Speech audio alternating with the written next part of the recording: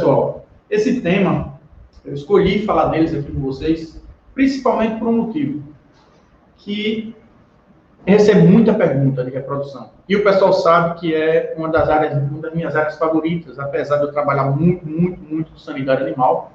O meu mestrado foi em sanidade e reprodução animal e eu sou apaixonado pela área de reprodução. Então, quando me perguntam de reprodução, eu falo com muito entusiasmo e o pessoal fala, você gosta mais de reprodução ou de sanidade? Eu digo, não, eu gosto muito das duas. Só que eu comecei aí na veterinária com reprodução, migrei para a sanidade por conta da necessidade dos clientes. A gente chegava em propriedade, não adianta fazer uma boa reprodução se a sanidade não está ok. Então, por isso que eu passei muito tempo me dedicando à sanidade. Então, vamos lá, pessoal. Pessoal, tem uma galera nova que está seguindo aí, agradecer a todo mundo que está chegando, né? Toda vez que a gente volta a movimentar a página, assim, com uma semana de muitos convidados, termina chegando gente nova, né? Então, para quem ainda não me conhece, quem está chegando aí, vendo a nossa primeira live, Léo Pinto, médico veterinário, ovinocultor e apaixonado pela ovinocultura como vocês. Essa sequência de lives, a gente denominou ela live de Acelerando Ovinocultores, porque sempre temas voltados para ajudar vocês a superarem as dificuldades do dia a dia. Então, sem mais... Não sei quem é um colega falando aqui. Então, pessoal, esse tema, vamos falar sobre estação de monta, é como produzir mais cordeiros para estação de monta. A gente não está com a apresentação hoje aqui, mas eu tenho um manual, vou logo adiantar a vocês, que no final da live eu vou explicar para quem ainda não tem esse manual, como é que faz para conseguir ele. Tem um manualzinho bem legal, acho que tem umas 15 ou 20 páginas sobre estação de monta, que é um guia muito prático e ajuda bastante o pessoal que me pede. O pessoal que, Léo, como é que eu faço a estação de monta, como é que eu conduzo a reprodução, eu dou para eles esse guia, que foi feito pela gente, e o pessoal gosta bastante. Então, apesar de não ter a apresentação hoje aqui, mas vocês vão ter um material disponível para vocês se guiarem. Agora, assista ao final da live, beleza? Então, vamos lá, pessoal. Como produzir mais cordeiros para estação de monta? A gente tem sempre essa pergunta. Léo, afinal, o que é uma estação de monta? Muita gente não entende como funciona, porque não entende o princípio dela, o que é uma estação de monta. Pessoal, a estação de monta nada mais é do que uma estratégia de manejo reprodutivo, que você conduz a época de reprodução do seu rebanho. Ela pode ser todas as ovelhas em determinado período, ou em lotes, cada ovelha reproduzir uma época do ano, principalmente quando você quer fazer escala. Você quer fracionar a reprodução para você ter escala. Tá certo? Então, a estação de monta é um manejo reprodutivo que favorece você ter o melhor controle da reprodução do seu rebanho. A definição básica é isso. E algumas pessoas entendiam de forma errada. Então, assim, o que aqui não é? Como é que a gente não define estação de monta? O pessoal não tinha um controle exato. Achava que a estação de monta era só jogar um carneiro dentro e anotar a aparição. Não, aí você não está fazendo estação de monta, você está fazendo uma monta contínua, né? Você pode fazer estação de monta no ano todo, mas em lotes separados. Se você faz um ano todo com todas as suas ovelhas, não é uma estação. A estação, você não tem a programação de aparição por ovelha, certo? Então, só jogar o carneiro no meio das ovelhas não é estação de monta, é um manejo reprodutivo que funciona, que você vai ter uma aparição durante todo o ano sem o devido controle. Beleza? Então, pessoal, tem muitas e muitas vantagens. Assim, pessoal, Léo, por que eu vou fazer isso? Né? Por que eu vou fazer isso? Porque eu vou deixar as ovelhas com a época programada certa, né? Primeiro, para você ter seu controle. O que acontece muito quando eu chego na propriedade que eu vou... Geralmente a gente é chamado assim, o colega diz, olha, eu estou querendo inseminar minhas ovelhas, como é que eu faço? Eu digo, primeiro tem que fazer o controle. Como é que estão suas ovelhas? Quantas estão parindo? Qual é o intervalo de parto? Então, muitas vezes o colega não tem controle nenhum, né? Então, a gente primeiro estipula o período da estação de monta para começar a ter os controles. Léo, que controle? Detecção de cio, é um controle, uso de rufião, para você detectar qual o percentual de ovelhas está abrindo cio dentro do seu rebanho. Detectar a taxa de concepção, certo? Como é que funciona entre cio e concepção? Você tem 100 ovelhas, vamos supor que 80 abriram cio e foram cobertas. Então você tem 80% de detecção de cio. E taxa de concepção? Você tem a taxa de concepção embrião 40 das 80, de 50% das ovelhas que foram cobertas. Então, a taxa de concepção é isso. E a taxa de prenhez do rebanho total foi de 40%. Ficou clara a diferença agora? Detecção de cio, 80%. Você pegou 80 ovelhas. Emprenhou 40%. Então, você tem 50% das ovelhas que foram cobertas emprenharam. Então, a taxa de concepção. E a taxa de prenhez do rebanho é de 40%, porque de 100 ovelhas você só emprenhou 40. Então, você só consegue ter isso se você tem um controle de estação de monta. Porque se você joga o carneiro o ano todo dentro do seu lote, mesmo que você faça várias vezes ultrassonografia no seu lote, você termina tendo parições diferentes, épocas de intervalo de partos que não tem o mesmo controle. Ah, Léo, mas eu quero parição o ano todo. Perfeitamente. A gente consegue fazer isso no estação de monta. Eu vou dar um exemplo aqui de uma propriedade que a gente atende, que ele faz esse tipo de manejo para ter parição o ano todo. Então, você consegue ter taxa de prenhez, taxa de concepção, a primeira cobertura é muito importante, né? Você ter esse controle para validar quem são suas melhores matrizes, né? Isso é um trabalho meio que de formiguinha ainda dentro da ovinocultura, né? A gente tem uns exemplos, né, da Nova Zelândia, né? Tem a Dayana que faz muita live também, isso ajuda bastante, tirando dúvida dessas questões, o pessoal lá avançado nesses índices. E aqui no Brasil, quando a gente fala, ainda muita gente desconhece os índices básicos, né? Intervalo antiparto, um dia desse aqui eu fiz uma postagem, né, que a gente vai disponibilizar um currículo nosso para os nossos alunos, e eu fiz uma postagem do intervalo de parto da mãe, né? Quer dizer, uma ovelha nossa com intervalo de parto de 7, 6 meses e 25 dias, 7 meses e 15 dias, quer dizer, a gente conseguindo manter abaixo dos 8 meses, para a gente ter aquela aparição em cada 2 anos de 3 partos, que é o que a gente procura, né, dentro da ovinocultura. Eu só consigo ter isso se eu tiver o acompanhamento. Se eu tiver esse acompanhamento real, diagnóstico de gestação, porque não emprenhou. Eram 2 irmãs, as 2 emprenharam, eu fiz ultrassom 1 mês e meio depois, uma continuou e a outra perdeu. Se não tivesse feito esse controle, quando é que eu ia saber que essa ovelha perdeu? Que não estava mais gestando aqui, eu dando ela, ela estava no lote de ovelhas prenhas, quer dizer, recebendo um raçoamento de ovelhas prenhas, um trato de ovelhas prenhas, certo? Então, tem diversos pontos como vantagem. A programação de estação de parição, isso é fantástico. Você, na minha região, a gente que trabalha com animal PO, a gente não se preocupa tanto com isso. A gente tem aparição o ano todo para a gente ter borregos o ano todo. Mas quem trabalha com produção de carne vai evitar o nascimento em determinada época do ano. Eu vou dar esse exemplo mais para frente um pouquinho.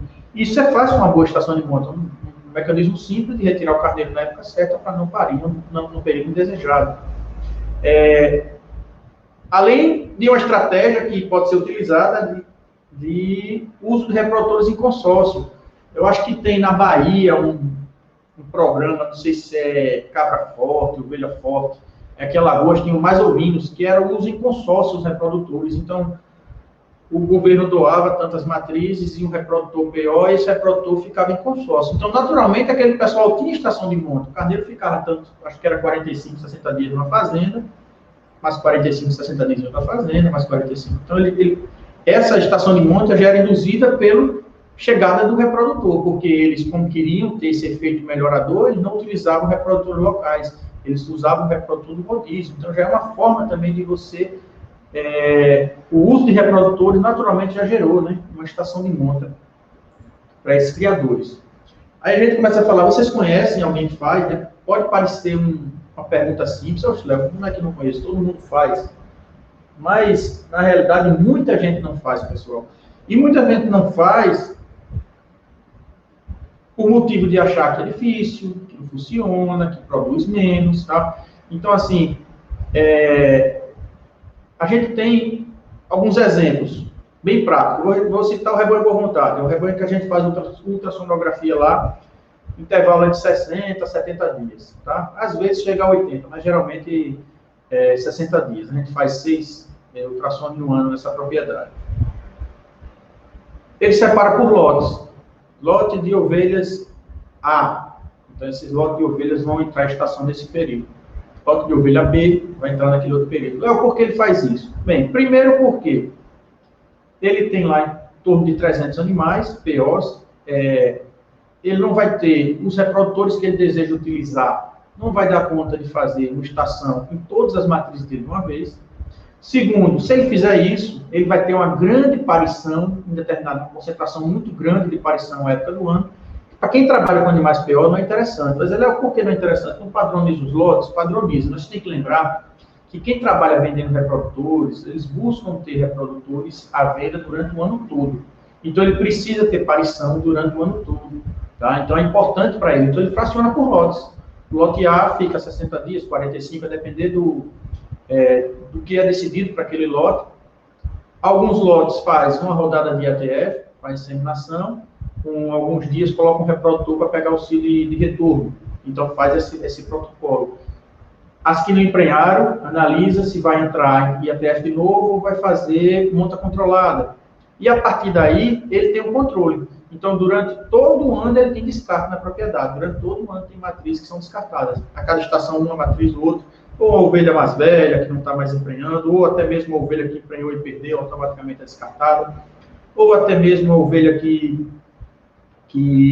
dentro daquela mesma estação pariu junto e a produção dela está abaixo do desejado, então, também eles já analisam para descartar. Então, pessoal, são várias formas que você pode utilizar a estação de monta a seu favor. Lembra, pessoal, que ela é extremamente barata, né, porque é ajuste de manejo, pode ser necessário utilizar, pode-se utilizar dentro da estação de monta indução de cio, pode, mas é uma ferramenta que não é obrigatório. Você consegue fazer uma boa estação de monta sem custo nenhum, basicamente um custo de anotar e um funcionário que vai ter que separar o carneiro e anotar quando volta. Então, é uma capacitação. Na verdade, você vai capacitar a sua equipe para chegar a esse resultado. Então, não tem o custo extra. É basicamente só vantagens, tá? Outras fazendas, elas têm um trabalho interessante, é o que eu faço.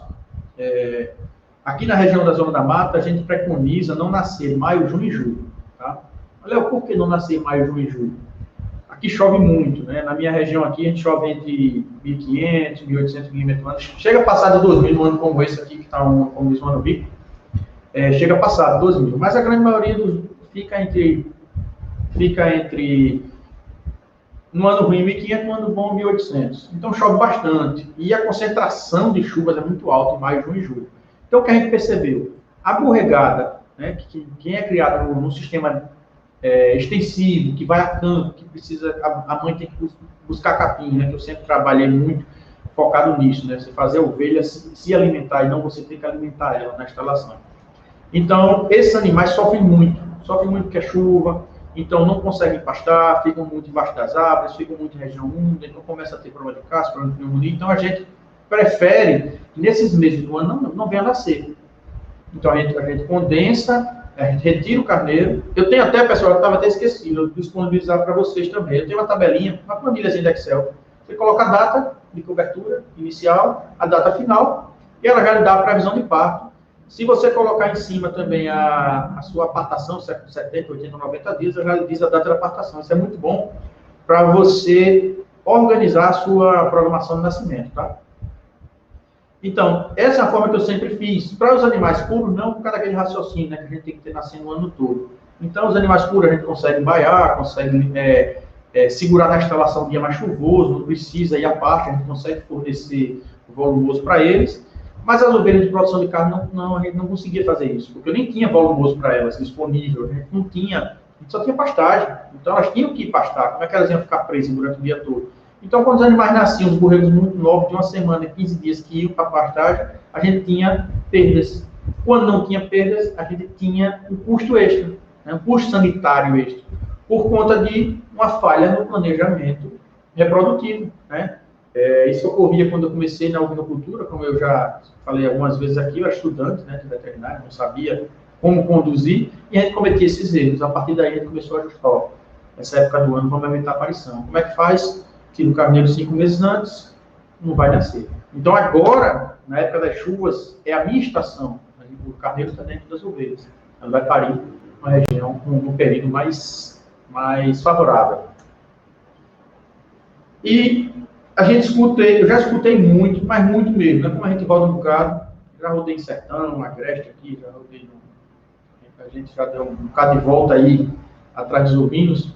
A gente escuta, quando a gente fala sobre estação de monta, quando a gente vai dar alguma orientação, vai dar algum curso, mas doutor, estação de monta é ruim. Por que é ruim? Dá muito trabalho Produz menos, Dudu. Quem faz estação produz menos. Ou então, não, só faz isso rebanho grande. Rebanho pequeno não faz estação de monta. Quando, na verdade, está distorcido, né? Isso. Geralmente, pessoal, quem fala isso é porque não sabe fazer ou fez errado. Geralmente fez errado. Aí, quando fez errado, o resultado é ruim. O que é que ele escuta? O que é que ele diz? O resultado é ruim. Então, a estação não presta. A gente tem esse hábito de culpar, né, a estação, né, culpar a técnica e nunca a gente, né? Então, assim, primeiro, o cara não define o período correto. Fez a estação errada, nasceu todo mundo no inverno debaixo de lama, mortalidade alta, né? Ele não estava preparado para prender esses animais, nem tinha estrutura, houve mortalidade, então culpa a estação de monta, né? Quando, na verdade, ele errou na programação de período. Ou o pessoal do sertão programar para as ovelhas parirem na pior época, de maior seca, sem pasto, sem condições de fornecer a melhor qualidade de alimento. Elas vão parir primeiro por recursos fracos, né, porque elas não vão ser alimentadas no período ideal, não vai ter leite para criar bem, vai patar por recursos de forma inadequada. Então, mais uma vez, o cara vai culpar a estação de monta, quando, na verdade, o erro foi dele, certo? E outros pontos muito, muito, muito importantes, esse aqui eu vou detalhar bem mesmo, aqui eu separei os slides para detalhar bem, que é a seleção de matrizes e reprodutores. O que acontece muito, pessoal, o cara joga o reprodutor no meio das ovelhas, sem o exame clínico andrológico. Aí complica, né? Você vai saber que deu errado quando for não ter aparição. Aí já é tarde, você já perdeu aquele período, né? Então, pessoal, invistam em análise do seu reprodutor. Invistam, façam, porque a gente recomenda aí o reprodutor para 40 a 50 em estações curtas. E estações mais longas, alguns reprodutores chegam a 80, né, animais, né? Se for na Nova Zelândia, lá passa de 100, mas aqui no Brasil a gente tem alguns reprodutores que vêm com 80, 85, mantendo a fertilidade. Mas se for estação curta, vai ficar o quê? 40, 50, né? Que eles não vão conseguir empenhar uma quantidade grande de matrizes numa estação mais curta, vai depender do seu período. Mas avalie bem o seu reprodutor, não só características físicas, não estou nem falando de raça aqui, né? Que isso aí já é outro critério, já a gente teve até uma live só falando de seleção de reprodutores. Mas eu te falo da parte reprodutiva em si, eu vou detalhar mais. Selecione suas matrizes. Do que adianta você botar um reprodutor fértil com ovelhas com problemas nutricionais, com problemas reprodutivos, ovelhas com tamanho adequado para o seu reprodutor, também é outro ponto, né? Aí ele tem um reprodutor bom, ovelha cheia de problema, ovelha de descarte, que acontece, às vezes o colega compra ovelha em feira, tá? Não estou dizendo que a feira é ruim para comprar animais, não, a feira é bom.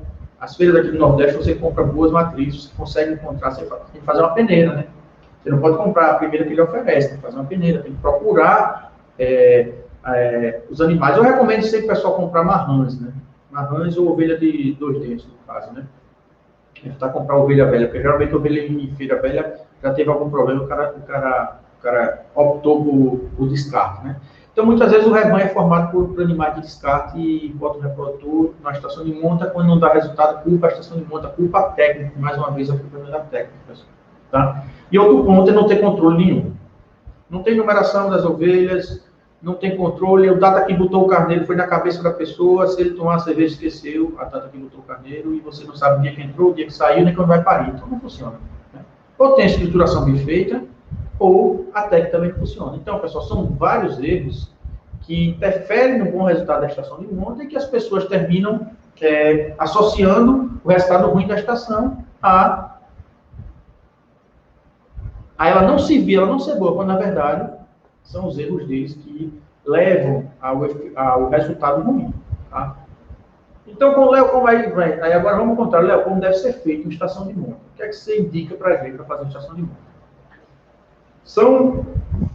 Se eu for aqui detalhar mesmo a estação de monta, a gente vai passar a noite todinha aqui e a gente não termina, né? Porque são pontos e pontos e pontos para ser detalhado. Mas eu vou fazer um resumo aqui do que eu considero importante você entender.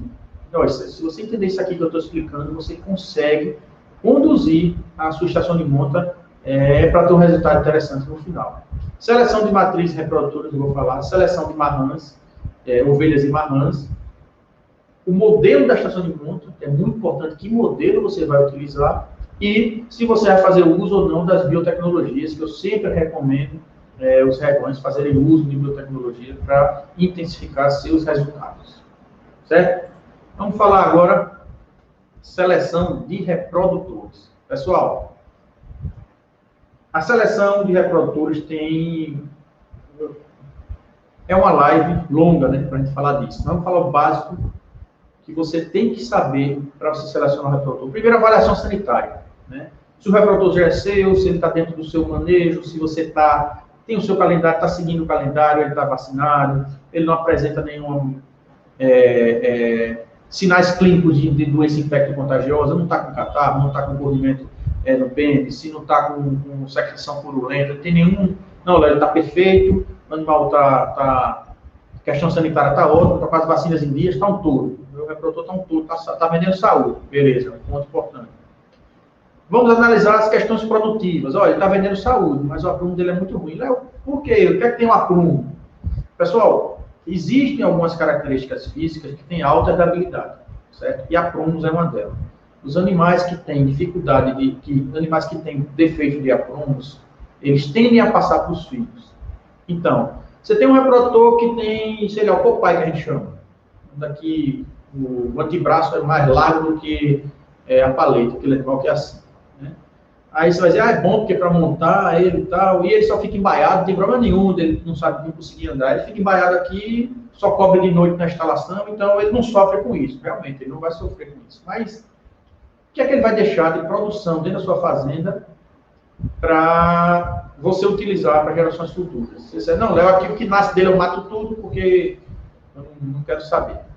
Mas não, Léo, eu vou ficar com as filhas. Então, provavelmente vai ter filhas com defeitos leves, defeitos moderados e até alguns com defeitos mais graves de aprumo. E ela vai passar isso para os filhos. Então, daqui a pouco você vai ter ovelhas que têm dificuldade de pasto. Ovelhas que vão chegar por último na pastagem, vão sair, chegar por último na instalação, animais que não vão conseguir subir se a região for acidentada, que vai ter dificuldade. Então, aprumos. Extremamente importante você analisar aprumos. Animal com problema de aprumo não deve ser utilizado como reprodutor. Eu não digo animal com um discreto problema, senão, como é dito, né? Mas animal com problema de aprumo de moderado a severo, a gente não recomenda de forma alguma ser utilizado como reprodutor, tá? E analisar características produtivas. Se você é do sul do país aí e está usando animal para lã, analisar as características para lã. Nunca trabalhei com animal de lã, não vou poder ajudar vocês nesse sentido, né? Porque eu sempre digo para vocês que eu falo aqui o que eu vivo e o que eu faço com o meu rebanho e com meus clientes. Então, o pessoal de lã vai ter uma live com o pessoal da lã para poder aprender um pouquinho de lã aqui também. E vamos ter uma live também só com leite de ovelha, né? Então, a gente conseguiu um convidado bem legal, aceitou fazer uma live com a gente. Então, as características produtivas, a gente está falando para carne, o animal tem que ter o tamanho, o porte que você deseja, ele tem que ter as características físicas que você deseja. Você está falando aí fenotipicamente, tipicamente não interessa nada, interessa genotipicamente. O fenótipo dele ele não é garantia de expressar, a gente sabe de tudo isso. Mas, infelizmente, o produtor pequeno não tem condições de comprar um reprodutor testado, não tem condições de fazer, de aguardar um teste de progênito do reprodutor para adquirir aquele reprodutor com características que comprovadamente são herdadas pelos seus filhos. Né? Infelizmente, ainda a agricultura aqui do Brasil ainda não alcançou esse patamar que outros países já alcançaram. Então, a gente tem que trabalhar com o que a gente tem. Hoje, a gente tem é avaliar o padrão daquele animal, se está dentro do que é desejado para ser um reprodutor. E o mais importante, ele passou por tudo aquilo que você falou. Isso, olha, o animal é perfeito, anda bem, o animal tem as características desejadas para a raça, eu já tenho produção dele da estação passada, o meu reprodutor que produz melhores, o que sai no chão dele é bom, é o borrego que nasce com bom peso ao nascer, né, que a gente não está querendo animais grandes para maltratar a mãe, um bom peso ao nascer, é a melhor apartação do meu rebanho, são os filhos dele, peso ao desmame e peso ao abate, rendimento de carcaça, é o reprodutor dos sonhos. Então, esse reprodutor aqui eu não vendo, não dou e não troco, como diria o Gonzaga. Então, ele vai ter que ficar com ele aqui na fazenda. Só que, na outra estação, você vai utilizá-lo. Não nasce um filho dele. E aí? O que é que você fez de errado? Você não fez a avaliação reprodutiva dele. Não adianta ele ser perfeito, em termos de morfologia, não adianta ele ter tido, na estação passada, uma produção espetacular, se você não faz o exame clínico andrológico para averiguar se ele está apto a entrar em reprodução nessa nova estação. Então, pessoal, sempre, regra, vai fazer estação de monta, antes avalie seu reprodutor. A gente cobra aqui, né, no seu preço dos colegas, a gente cobra aqui R$100 por reprodutor, tá? Quando eu vou fazer. Geralmente as fazendas que a gente vai, tem 4, 5, 6, a gente faz o atendimento desses reprodutores. Então, não é um exame caro para ser feito. Lógico que fazer só um reprodutor, você pagar uma viagem de um veterinário, vai cobrar, não sei, R$800, R$900 para passar aí, para fazer só isso. Mas você pode consorciar ele com a ida para fazer ultrassom, né? Já verificar o andrológico do animal, tem 60 dias de validade, então você pode associar isso a outras visitas, tá? O importante é não deixar de fazer, tá? Léo, quantas vezes no ano? Sempre antes da estação de monta. Léo, mas a minha estação de monta aqui é 2 meses, depois 2 meses, depois 2 meses. Você programa, tá?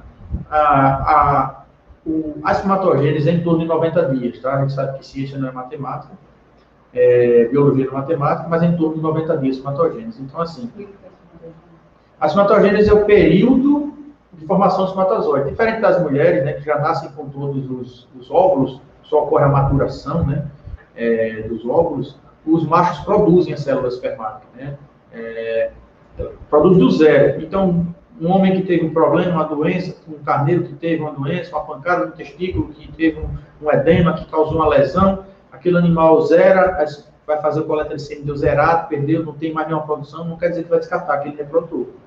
Você vai tratar ele adequadamente, vai isolá-lo, vai dar um descanso e vai acompanhar a evolução dele. Então, aproximadamente 90 dias, pode ser antes, que pode ser que ele não tenha tido uma lesão tão grave que tenha degenerado 100% das células espermáticas, degenerado parte delas. Então, ele vai 90 dias, mesmo que ele tenha zerado, 90 dias ele vai voltar a produzir, tá? Começa um pouco antes, ele começa a soltar células imaturas, né, porque vai ser estimulado e tal, mas em torno de 90 dias ele vai estar apto à reprodução, certo? Então, pelo menos esse período que faz. Se você faz uma estação longa, recomenda-se fazer no meio. Eu estava até esquecido desse caso para eu contar para vocês, que eu digo para vocês que eu sou contador de história. Teve um cliente meu aqui em Alagoas, que ele tinha 17 reprodutores. Tá? Quando ele começou a criar, ele era de gado de leite, passou para ovinos e investiu, comprou muito reprodutor e me convidou lá para dar as primeiras orientações no tratador dele. Então, fiz o tratamento básico, né? Fez ultrassom no rebanho, treinei a parte prática de sanidade, como medicar, né? Eles entenderem bem que era diferente de bovinos, e fez o descarte de alguns reprodutores na minha primeira visita. E fiz a recomendação dele buscar reprodutores em alguns rebanhos que a gente confia na produção, né? Então ele foi e buscou reprodutores e utilizou no rebanho dele. Então o resultado foi outro, começou a nascer uma produção muito boa, e ele largou de mão, não me chamou mais lá, né? Quando foi quase 2 anos, não sei quanto depois, ele me ligou: doutor, eu digo, opa, como é que o senhor está? Como é que está o rebanho? Ele vai estar ruim. Eu digo, que houve? Está nascendo quase nada aqui. Eu digo, vamos avaliar os reprodutores, né? Ele disse, era isso que eu queria, quando é que o senhor pode vir? Então, risquei para lá. Quando cheguei lá, ele estava com 17, tinha comprado bem mais. Quando eu saí no outro ano, ele estava com 8, acho que 8, 9. Aí eu descartei alguns, ele ficou, não sei se foi com 7 ou 6. Então, ele estava com 17 reprodutores, um volume de reprodutores bons, e os animais, alguns muito bons, outros nem tanto, em termos de padrão, de tamanho, mas com bons reprodutores. E a gente fez o exame clínico andrológico, descartamos 7. De 17, descartamos 7. Imagine o prejuízo que ele estava tendo na propriedade dele. Com 17 reprodutores, e dos 17, 7 não estavam aptos à reprodução. Alguns ainda produziam células espermáticas, outros zero, outros nem saltavam, outro com problema testicular grave, degenerado já. E um detalhe importante, vocês sabem que todo animal, em todo rebanho, tem o dominante e o recessivo. Tem aquele que é mais agressivo, aquele que é mais calmo. Um dos reprodutores dele era muito agressivo mesmo, e não deixava nenhum outro reprodutor montar na baia. E esse reprodutor deu 0, 0, 0 de espermatozoide. O espermatozoide deu zerado. A análise de viabilidade do sêmen dele deu 0. E o que aconteceu? O lote dele, a gente foi acompanhar o lote dele, que estava ele e os outros reprodutores, não tinha pubego, 1 ou 2 pubegos nascidos. ele estava montando as ovelhas, um sêmen muito ruim, não estava emprenhando a ovelha, e não estava deixando o outro montar. Olha a importância do exame hidrológico. Esse lote, mesmo que ele tivesse mais reprodutores do que o desejado, do que o mínimo indicado, ele não estava tendo prenhez, porque ele tinha um dominante que estava impedindo os outros de cobrir. Então, foi retirado esse lote de animais sem comprar mais tantos reprodutores, ele comprou mais 3 só reprodutores, ele voltou a funcionar lá normalmente a reprodução do rebanho dele e voltou a produzir o que é desejado. Naturalmente, quando ele fez isso, houve um impacto maior de escorregada, né? Chegou novos reprodutores, mais prenhez, muito ovelha vazia, depois foi regularizando. Esse, especificamente, ele não faz estação de monta. Esse cliente da gente, eu só vou assim, quando eu digo é veterinário bombeiro, né? Eu gosto de dizer essa expressão. Quando está tocando fogo, me chama. Aí eu só vou lá quando está tocando fogo. Graças a Deus, nunca mais tocou fogo lá, não precisei ir. Então, pessoal, quando a gente parte para as fêmeas, então, para as fêmeas, a gente tem todo aquele cuidado também do sanitário. Você não vai jogar uma ovelha em reprodução, ela com corrimento vaginal. Né? Provavelmente um problema reprodutivo. Pode ser apenas uma vaginite, mas pode ser que não seja, uma metrite, uma infecção mais severa que vai passar para o reprodutor. Então, um animal com qualquer corrimento deve ser descartado. Animal com linfadenite, com boqueira, com ceratoconjuntivite, são animais com doenças infecciosas, pessoal. É isolar e pronto. Só volta o rebanho quando tratar. Se voltar, que em alguns casos não recomenda voltar. Então, isola, né? E tem outros detalhes, pessoal. Ovelha. Avaliar muito bem o úbero. Um ponto que a gente ouve muita gente criticar, essas ovelhas perdem o peito muito fácil.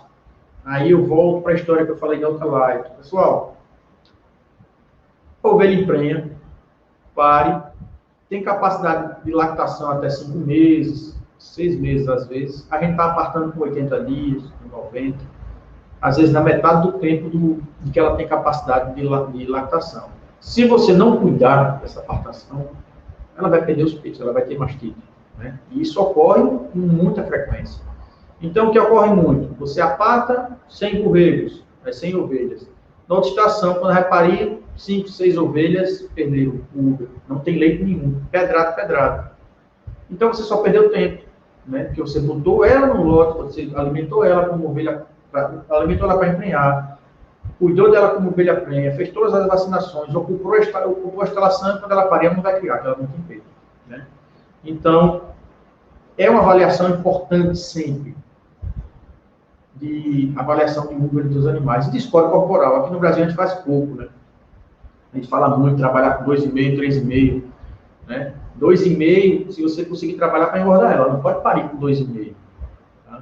Um cliente meu mandou as fotos para mim, dele, só minha ovelha parida, 2 borregos lindos, aí já abriu logo o olhão, mas não falei de cara não, mas deu vontade. Esse rapaz vai criar não, porque a ovelha parir magra. Quer dizer, você não pode querer que uma ovelha venha parir magra e ela vai ter um pico de lactação para segurar 2 borregos.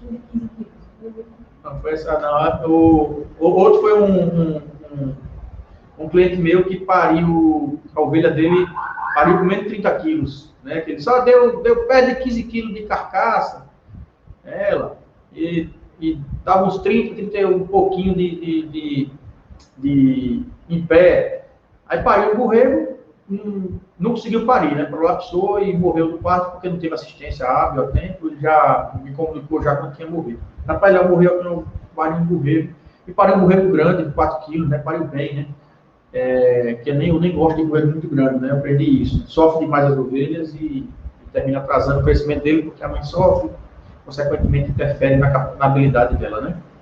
Então, assim, analisar o padrão racial é um critério que você deve ter, desde que você queira selecionar uma raça. Se você não vai selecionar raça, a ovelha não faz diferença. Se ela é branca, preta, amarela, chocolate, chitada, pintada, maiada, não interessa.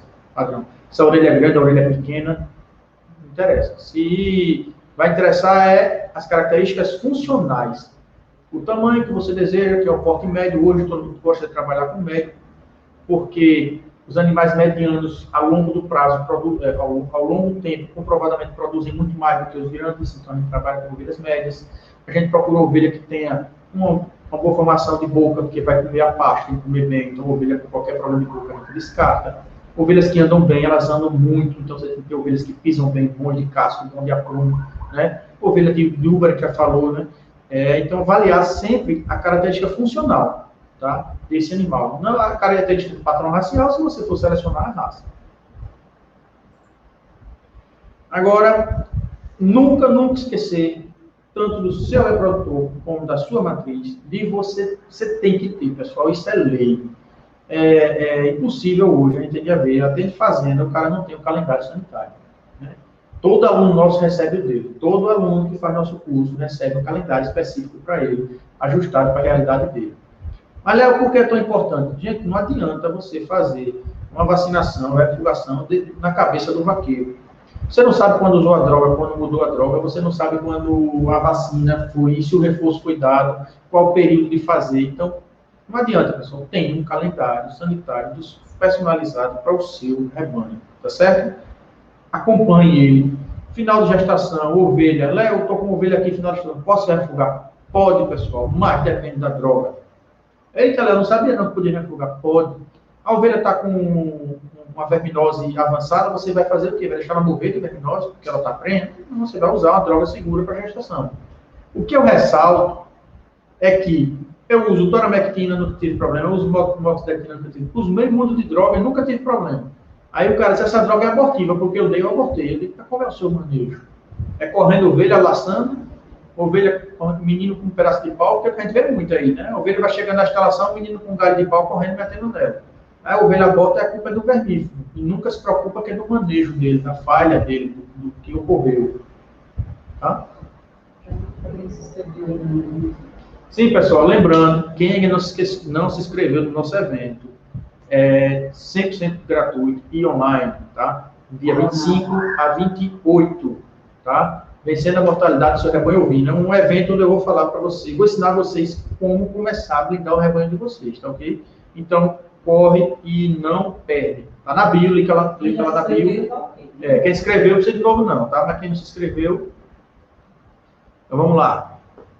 Agora, como programar? Esse ponto é que sempre me discute. Léo, isso aí tudo eu entendi. Isso aí tudo eu entendi que você falou. Entendi que tem que selecionar o reprodutor, eu entendi que eu tenho que ter a questão reprodutiva, sanitária, mas como programar, eu não sei o que é isso. Então, pessoal, primeiro, aquele manualzinho que eu disse para vocês explica mais detalhado, e a planilhazinha de Excel que eu mando para vocês, disponibilizo para vocês, ele já diz o período do ano. Então, primeiro ponto, você vai determinar, e não sou eu, é você, quando é que tem que nascer os seus burregos. Você chegar para mim e disser, Léo, olha, para mim não tem isso não, eu tenho aqui um contrato de venda, eu tenho que vender 10 burregos por mês, 20 burregos por mês, então eu tenho que nascer o ano todo. Beleza. Mas se deixar o carneiro junto com a ovelha, você tem isso o ano todo? Geralmente não tem. E geralmente você não sabe qual ovelha tem que ser descartada, qual ovelha está atrasando para emprenhar. Então faça por lotes. Coloque 30, 40 ovelhas no lote, faz a estação, tira ela, faz o ultrassom, quem está prenha separa, quem está vazia vai para o lote novamente, se for o seu critério, tá? Porque como eu não sei como é o seu critério de descarte, se dá uma chance, dá 2, dá 3 para a ovelha. Então ela vai para outro lote, emprenhou 20 das 40, já tem 20 prenha. A outra estação, as 20 que não emprenharam, bota mais 20 para fazer 40, bota o mesmo reprodutor, outro reprodutor, também vai depender do seu manejo. E você vai programando as estações por lote. Então você vai ter o ano todo nascimento. Mas você vai saber se a ovelha 150 começou lá em 1º de janeiro, só vai emprenhar em dezembro. E aí? Qual vai ser o intervalo de parto dela? De 1 ano e meio? Nem vaca, né? Vaca é com 1 ano, a ovelha a gente quer 8 meses. Né? Então, se você faz esse controle, mesmo que seja estações emendando uma na outra, você vai ter o seu controle de nascimento por lote. Então, o primeiro lote você vai ter, 1º de janeiro, vai nascer 1º de maio. Vai ter esse intervalo, né? O final de maio, 1º de maio não, final de maio, começo de junho, vai ter o nascimento aí, se ela empreendeu. Então, você tem como controlar. Ou então, vamos supor que você só tem pasto na época do ano. Você olha, aqui pasto eu tenho em agosto, setembro, outubro e novembro. Eu tenho 4 meses de pasto. Então, você vai fazer o quê? Você vai manter as ovelhas para emprenhar ela chegar em final de gestação com pasto sobrando e vai criar os borregos com pasto sobrando. E quando apartar os borregos, aí você vai ter que dar um destino para esses borregos. Ou vai confinar, ou vai semi-confinar, ou vai vender borrego apartado. Aí você não vai ter pastagem para criar esses borregos. Tá? Você deve ter para matriz de reposição. Você vai ter que ter o seu descarte, 15%, 20% ao ano, não sei como vai ser o seu descarte. Você vai descartar com quantidade de animais, você vai ter que ter sua matriz de reposição. Ou então, fazer uma parceria com quem recria. Também isso pode ser feito. Você vai dizer, não, ali, Léo, eu consigo botar aqui 500 ovelhas, mas o que nasce tem que ir embora tudo. Porque no resto do ano aqui falta comida. Então elas vão ficar aí rapando pasto, eu dando um complemento de coxo, porque é o que é viável para mim. Perfeito, é viável para você, você vai vender tudo para uma pessoa, um parceiro seu. Quando for na época da sua estação de novo, você vai ter que ter já marrãs para substituir suas ovelhas que foram descartadas porque não emprenharam, tá? Agora, nesse tipo de sistema, você não consegue ter você não consegue ter parição em mais de uma época do ano, você está condensando. Então, já que você está condensando para parir essa época do ano, você não vai ter um intervalo de 8, 10 meses, você vai ter de 12 acima, certo? Mas pode ser que seja um modelo viável para você. Como é no sul do país, a gente tem a questão da sazonalidade, né? Lá a influência de luz, né? As ovelhas têm receptores oculares com relação à luz, que interfere no mecanismo, no eixo hipotalâmico hipofisário, que é o eixo que regula a reprodução dos ovinos. Então, lá no sul, na época do ano, as ovelhas não reproduzem, ou algumas raças ainda conseguem reproduzir, mas são pouco eficientes por conta da influência da luz, tá? Então, tem esse outro ponto lá, que é um quesito específico deles. Então, eles lá não conseguem fazer isso que a gente consegue aqui no Nordeste, de ter uma aparição no ano todo, certo? Então, essa é uma forma. A outra forma Léo, eu tenho aqui 2 épocas de venda no ano, que eu vendo bem. Eu tenho que ter cordeiro aqui dezembro e janeiro para vender Natal, Ano Novo e férias, e tem que ter maio, junho e julho, que é aqui no Nordeste, nas festas juninas, que tem o consumo maior do evento. Então, você vai programar para parte das suas ovelhas parir nessa época e parte das ovelhas parir naquela época. Você vai ter parir, não parir nessa época, perdão, parir e dentro do seu sistema de criação, ter os borregos prontos para abate nessa época. Por exemplo, se você faz 3 meses, de 80 a 90 dias de cria, aparta direto do confinamento, mais de 60 a 70 dias, então você vai ter aí esse período aí de 5 meses, né? 5, 6 meses, vou dizer que você chega a 6 meses para matar o borrego, você consegue não, tem que estar com 6. Então, ela tem que parir 6 meses antes do Natal, porque no Natal você vai ter a sua borregada lá, suas 20, 30, 40, 50 borregos, no ponto para vender no período de maior valor agregado. Então, isso vai impactar financeiramente no seu rebanho. Você fez uma programação que, Léo, não é a melhor época para minhas ovelhas empenhadas, não é a melhor época de venda. Então, você optou pelo faturamento e você teve que ajustar, ter mais manejo para que você tivesse um melhor faturamento, entendeu? Então, você consegue fazer essa programação, tá? Definir muito bem, pessoal, a proporção de reprodutores por matriz. Léo, é quanta conta? Não tem, pessoal, matemática. Tem reprodutores, eu tive reprodutores que emprenhavam 80 ovelhas durante um ano. A minha estação só era 3 meses que eu não tinha aparição, como eu disse a vocês, o resto do ano. Então, eu tinha um reprodutor que dava conta. Já tem outros que não vão aguentar, vai ser 50, 60. Então, vocês vão ter que dosar isso. Vocês que vão sentindo dentro do seu rebanho, o meu reprodutor está aqui, está dando conta, não está, vou ter que botar outro para completar, tá? Como é que vai ser a sua estação de monta? Monta controlada. Hoje, como eu tenho um pequeno rebanho PO, né, eu vendi meu de carne, não refez de carne para mudança de fazenda, né? Agora, graças a Deus, forrei a família de pastagem. Agora é arrumar dinheiro para cercar e comprar as ovelhas. Mas o mais difícil que é formar a pastagem está toda formada já. Se você, no PO, o carneiro não dorme com as ovelhas. Por que não dorme com as ovelhas? Porque, como são animais de valor agregado maior, eu prefiro a monta controlada para eu saber o período certo de parição. Quando eu boto o carneiro no lote, dormindo à noite com as ovelhas, ele cobra um dia, depois ela pode cobrir de novo, o rapaz não vê, não anotar, né? Então eu fico sem esse controle, apesar de eu fazer ultrassom lá com frequência. Mas eu prefiro ter o controle de monta. Então, todos os dias de manhã, até que o vídeo saiu hoje, ou vai sair amanhã, o meu funcionário explicando como ele faz. Traz o carneiro no cabresto, carneiro manso, bota no lote das ovelhas, ele monfia no horário de manhã, as ovelhas vão a pasto, as ovelhas voltam do pasto, mesmo sendo perônio, as ovelhas vão a pasto, quando elas voltam do pasto, elas trazem o carneiro e confia. Abriu o cio, é feita a cobertura e o controle. Então, tem o data da primeira cobertura e data da última cobertura. Oi? Foi publicado hoje, né? Eu publiquei hoje no Instagram, para vocês darem uma olhadinha. Saiu hoje esse vídeo. Outro ponto extremamente importante, pessoal. Sim, eu não concluí. Eu falei de monta controlada ou reprodutor no lote. Aí você vai dizer, o reprodutor no lote. Eu solto ele no meio das ovelhas, ele vai a pasto, ele volta, não tem problema nenhum. Aí eu digo, é para não ter problema nenhum, mas infelizmente a gente não tem como garantir. A gente atende, recebe muito perguntas e atendimento. Léo, por que o carneiro só pegou o reprodutor, o meu reprodutor foi logo no reprodutor? Primeiro, geralmente ele é o mais lento, é o mais pesado do lote, é o animal mais lento para se locomover. Então, um borreguinho corre só uma flecha, um reprodutor você pode ver que ele não corre. Tá? Então, ele é o mais lento, mais fácil do carneiro pegar. Do carneiro não, do cachorro pegar. E segundo, eles muitas vezes querem defender, não é bom. Às vezes o cachorro entra para invadir lá e eles querem defender. E nesse momento de atacar, ele é atacado. Tá? Então, se você tem uma estrutura, uma pastagem, uma propriedade que não tem ataque de predador, não tem problema algum.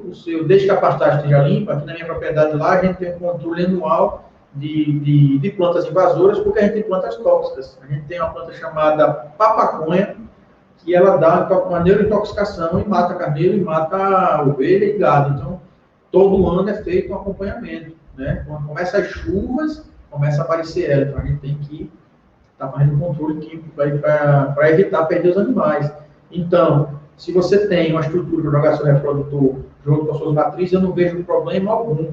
Porque ele também, além de cobrir a noite, vai cobrir durante o dia, certo? Pode ser utilizado. Mas se você disser, olha, não, aqui no sertão tem muito cachorro do mato, né? Porque são cachorros que, eventualmente, cruzam no meio do mato, as cadelas, os filhotes nascem, se criam no meio do mato e vão ficando cachorro valente mesmo, cachorro selvagem que ataca tudo.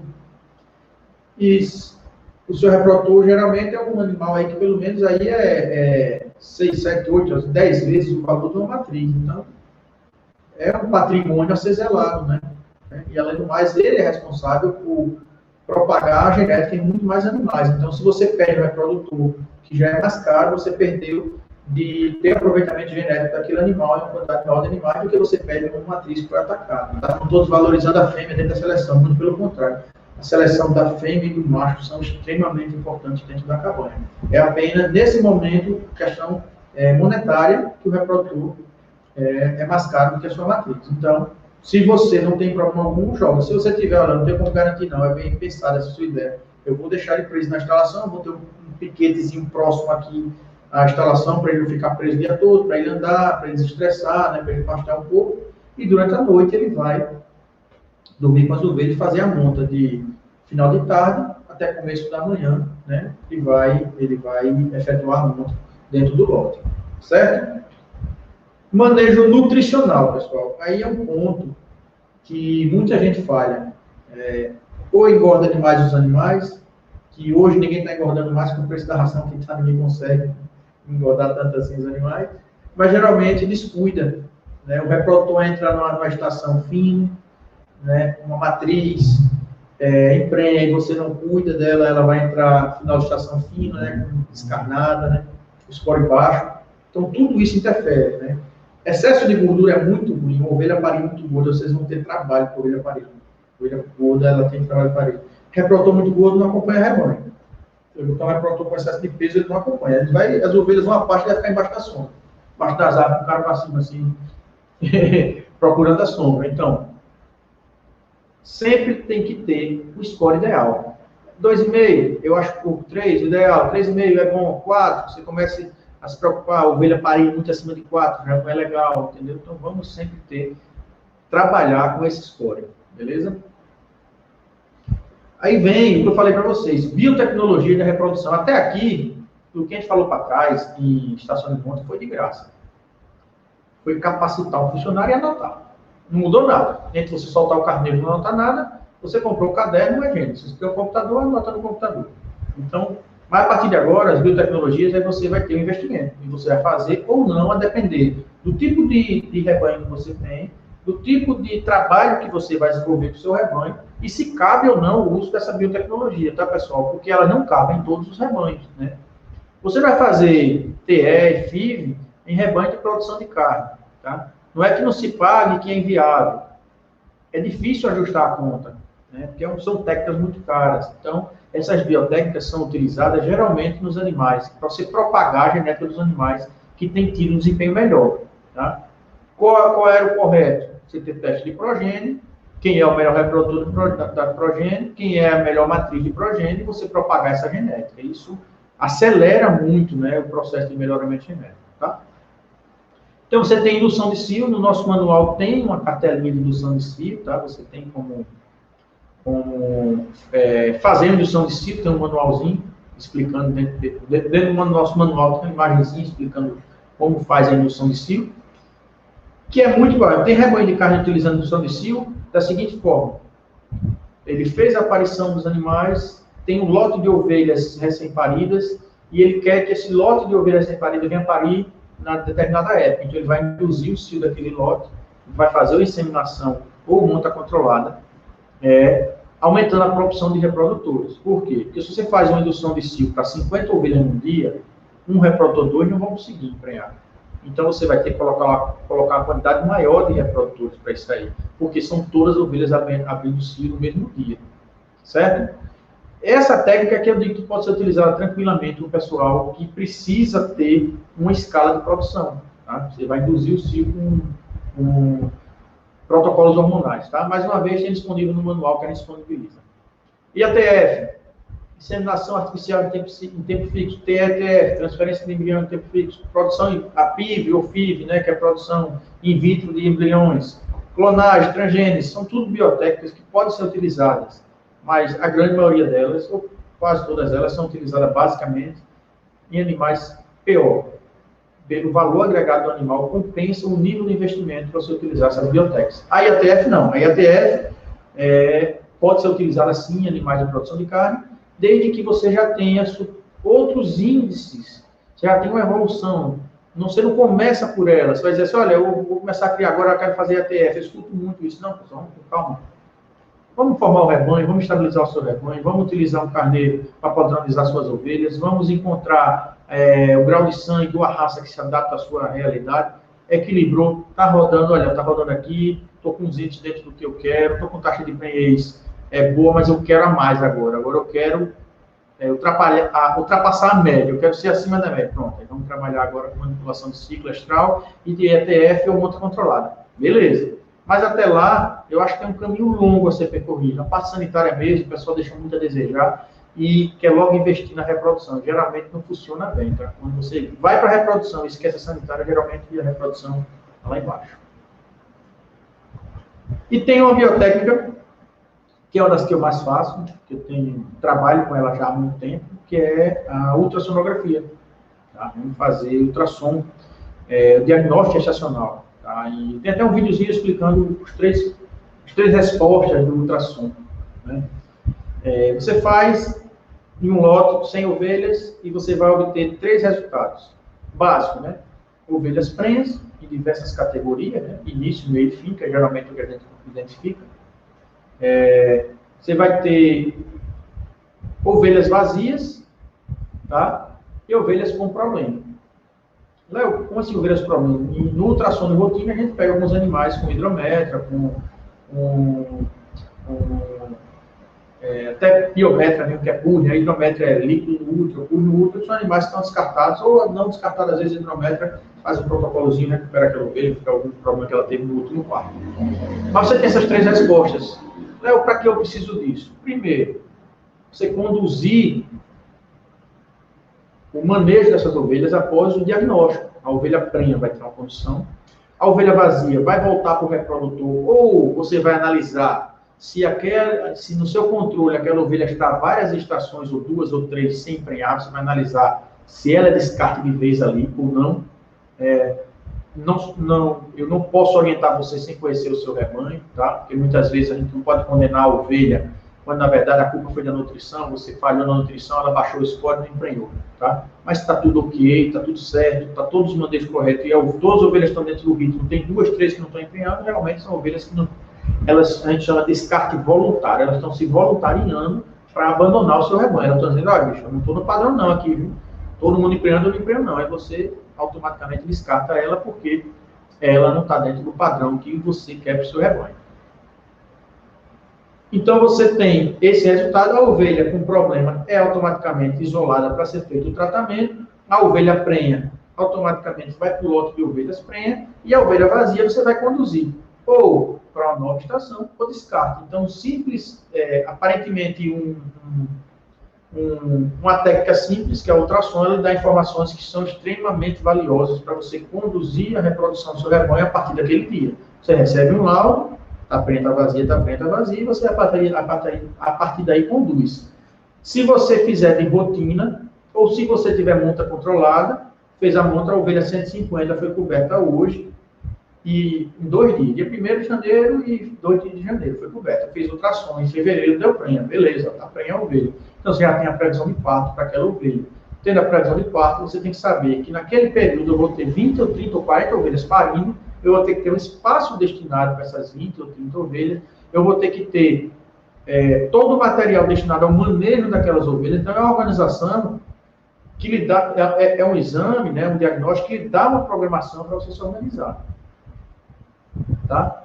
A gestação, a gente tem que ter muito cuidado, né, que ela está prestes a lhe entregar o ouro, né, você cuidou da ovelha, muitas vezes você viu ela nascer, cuidou dela marrã, ela cresceu, você alimentou ela, nutriu, cuidou da sanidade, escolheu o carneiro ideal para casamento, emprenhou ela. Então, entre 145 e 152, varia um pouquinho das raças, se é a grande média, umas um pouquinho mais, né, tem ovelha que para um pouquinho mais tarde. Não mexe, não muda muito disso não, mas é geralmente isso aí. Parto duplos, simples e triplos, que é o mais corriqueiro, são os simples e duplos, alguns triplos, e quádruplos e quíntuplos são mais raros, sai até em televisão, né, quando acontece. Esse tipo de parto duplo e triplo pode ser influenciado por 3 fatores. O que influencia, se são 3, são 3. Manejo nutricional, ovelha bem nutrida tem a maior probabilidade de ovulação dupla e ter prenhez dupla.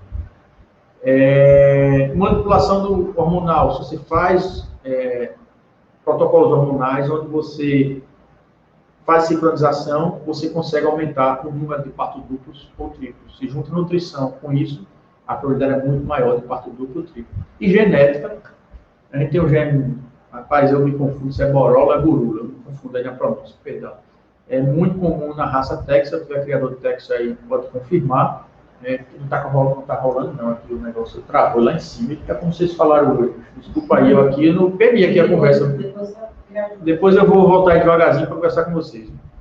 Então tem um gene aí que tem hoje, está em torno de 70% de parto duplos, 15% de triplo e 15% de simples, ou seja, praticamente 100 ovelhas, você tem 200 burrecos nascidos, tá? É espetacular você poder trabalhar com esse gene, certo? Então, você tem que ter alguns cuidados, né? Terço inicial, 2 terços iniciais é geralmente formação, né, do fetal, né? Então, é o período perigoso para você usar alguns antibióticos, certo? Tem que ter um critério na hora de utilizar, né, que causa uma formação fetal. Já fiz cesariana no borrego deformado, e o dono sabia que tinha sido antibiótico, mas ele disse, olha, eu usava antibiótico ou ela morria. Então, eu optei em salvar a ovelha. Salvou a ovelha. Foi a decisão correta, né? Só que houve uma degeneração muito grande do feto, ele não conseguia parir, tudo atrofiado, as articulações fibrosas, né? Eu acho que bem na fase de formação, né, dele, essa parte da articulação, houve esse efeito da droga aí que causou isso. E no texto final, o famoso texto final, né, quando a gente tem que sempre estar muito cuidado com a nutrição dela, né, e evitar o uso de algumas drogas que comprovadamente antecipam, induzem ou causam aborto, né? Então tem que ter cuidado aí com a ovelha. Essa categoria, pessoal, é a categoria que a gente tem que ter mais zelo, né? É a ovelha final de gestação e os burrecos sem parina. Então, olha, o colega aí dizendo, é burula mesmo. Burula, não é borola não, tá certo. Obrigado. Quem foi aí? Rancho Santa Lira. Obrigado. Então, pessoal, esse final de gestação últimos dias de parição, primeiro dia de nascimento, é onde tem muitas perdas. Muitas. Tem uma caixinha no Instagram que eu nem respondi ainda, que hoje foi corrido meu dia. A minha ovelha pariu esse dia, estava ótimo e agora não levanta. Isso é muito comum. Muito corriqueiro. A gente escuta muito isso. A gente escuta que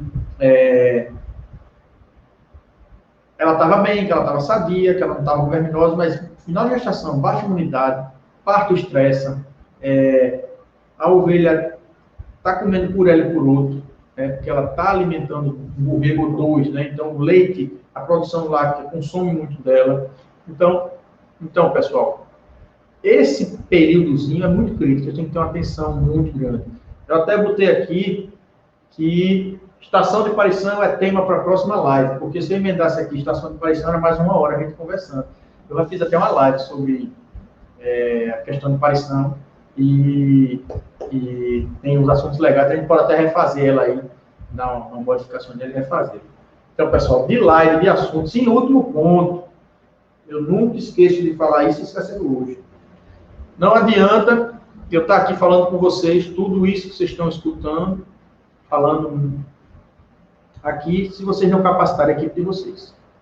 Não adianta nada vocês consumirem essa quantidade de conteúdo, de informações, né, que a gente prepara, tem um zelo para trazer para vocês, se quem for fazer não aprender. Quem está no campo lidando não aprender. Então, é muito importante. Se é você que faz, ótimo, perfeito. Se é seu funcionário, bicho, capacite ele, leve informações para ele, coloque ele dentro de treinamento, dentro de curso, faça o que for possível para ele, porque senão vocês vão ter sempre um velho problema de vocês sabem que está errado e ele faz porque ele não está capacitado, certo? Capacitação de equipe é um dos pontos que, quando me perguntam, Léo, dicas para começar na ovinocultura, eu sempre digo, capacitação é o número 1. Número 1, capacitar no que for preciso. Não, você vai se capacitar em primeira insanidade, não, capacitar. A ordem não interessa, mas é se capacitar. Segundo ponto, planejar a nutrição. Não adianta você querer criar ovelha sem ter comida, né? Você vai ter um problema sério com isso. Terceiro ponto,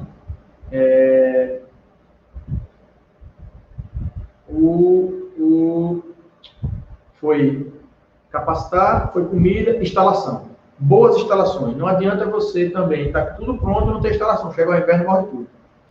E o último ponto que é adquirir os animais e realmente se tornar ovinocultor. Que eu gosto de dizer para todo mundo o seguinte: ninguém passa numa fazenda e compra um caminhão de boi do nada. Passa assim, rapaz, eu achei essas vacas lindas, eu vou comprar e levar. Agora a ovelha é direto. Rapaz, eu adorei aquelas ovelhas. Leva, bota no sítio. Não tem nem onde botar as ovelhas, elas vão, comer a horta, vai para a farinha do vizinho, come a roça do vizinho, a confusão do diabo. Mas é comum. Porque, primeiro, é mais acessível o valor, é uma atividade que é mais próxima de você, que você pode aproximar, né? A ovinocultura, se for de porte, onde são animais que você tem que ter mais cuidado, mais sinceramente, a ovinocultura você bota dentro de casa, então animais que aproximam mais. Mas por isso, não é por isso que você não tinha que ter essa sequência e essa preocupação antes de começar na ovinocultura. Pessoal, tem muita pergunta aqui. Eu vou voltar. Eu não sei nem quanto tempo de live eu fiz aqui. Deu 1 hora, mais ou menos 1 hora aqui. Achei que não ia dar 1 hora não hoje, mas olha, tem aqui muita gente. Deixa eu ver aqui, viu? Meu amigo Massarate aqui, vai ter uma live essa semana com ele. Vou falar de confinamento de cordeiro, vamos dar um show. Pessoal agradecendo, pessoal da Bahia, tem uns alunos nossos aqui, dando boa noite. Olha, programa Cabra Forte, acertei.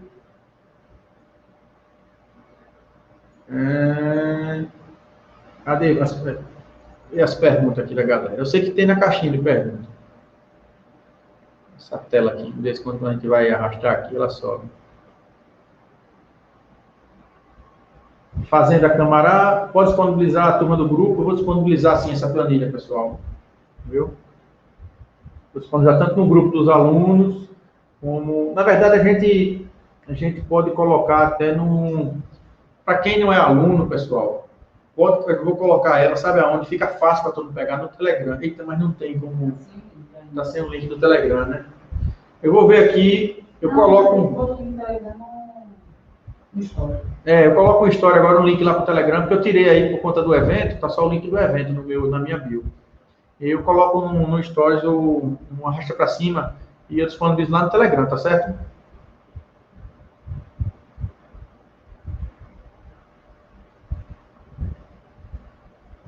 O colega aqui, Edberto, falando que planejamento é um indicativo de sucesso, sabe as palavras, se não planeja, você não sabe o que vai colher, né?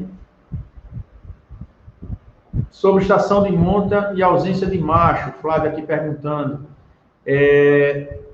Tem fazendas que tem um controle com poucos machos. A ausência de macho na ovinocultura, eu nunca atendi em uma fazenda. Eu sei que tem gente que trabalha só com inseminação, tá? Eu nunca atendi em uma fazenda dessa. Tem fazenda que eu atendo que tem pouquíssimos reprodutores. Eles trabalham com estação, poucos reprodutores, faz um IATF, cobre e aproveita o reprodutor dele para pegar o auxílio repasse. Mas sem nenhum reprodutor não tem não, tá?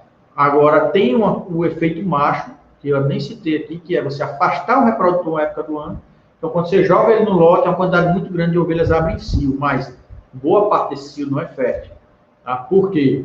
Porque ele estimula um pico hormonal nela, ela vai ter uma liberação de estrógeno, vai ter um sinal de cio, mas esse cio não ocorreu uma ovulação, em boa parte delas, tá? Algumas vai ser natural o cio, outras não.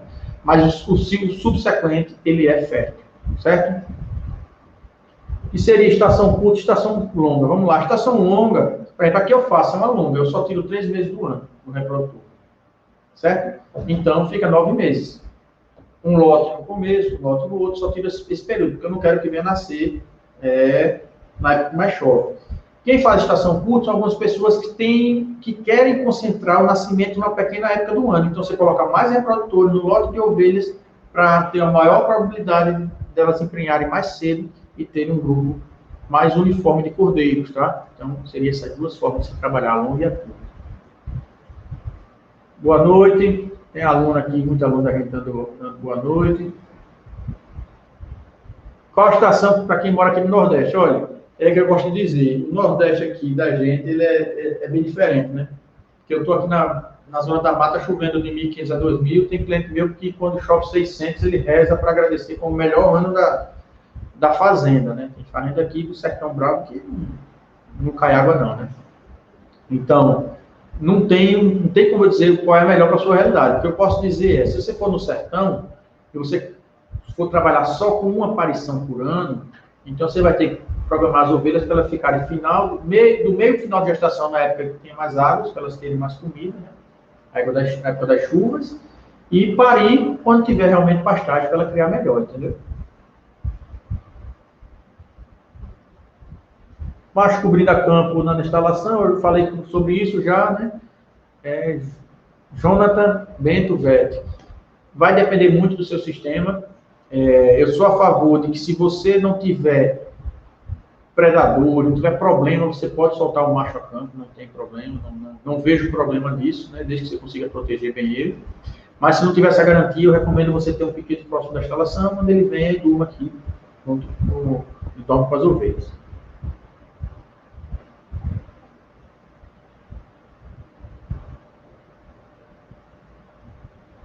O pessoal falando aqui que cruzamento de dor com o santinês sai animais ruins. É difícil a gente estar julgando, né? Porque a gente não conhece nem as ovelhas dele, nem o reprodutor que ele utilizou, né? Então é complicado estar julgando, né? Porque são as duas raças de maior volume aqui do Nordeste, né? São as duas raças.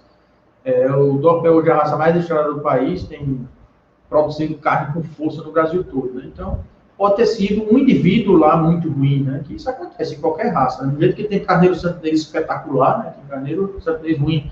Do jeito que tem Texel espetacular, tem Texel ruim. Então, assim, né? Uma vez eu estava numa palestra e não vou falar o nome, um representante de sal falou dos resultados dele, teve outro rapaz lá, que depois a gente descobriu que era concorrente, disse, não, a fazenda tal teve um resultado muito ruim usando seu sal. Ele disse, não, tudo bem, a gente não é perfeito, eu tenho 1.000 bons, é normal ter um ruim. né? Mas eu tenho 1000 bons. Pronto. Aí quando alguém fala que teve um resultado ruim, é bom analisar realmente o que levou a esse resultado, né?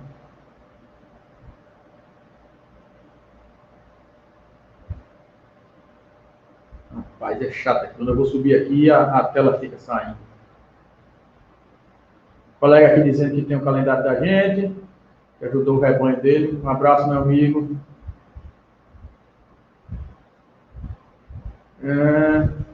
Vamos lá. Vamos ganhar o calendário. Todo aluno recebe. Todo aluno nosso. O aluno nosso que não tem calendário é porque ele não respondeu o questionário para fazer. É a única questão dele não ter o calendário é se ele não respondeu. Os alunos do rebanho blindado, todo aluno do rebanho blindado recebe um calendário específico para ele, tá? A pergunta interessante que eu não falei, Matheus Ramalho perguntando aqui, Léo, quando as ovelhas entram em estação depois de ter parido? Varia muito do seu sistema, tá? Não tem uma regra física. Uma regra fixa, não física.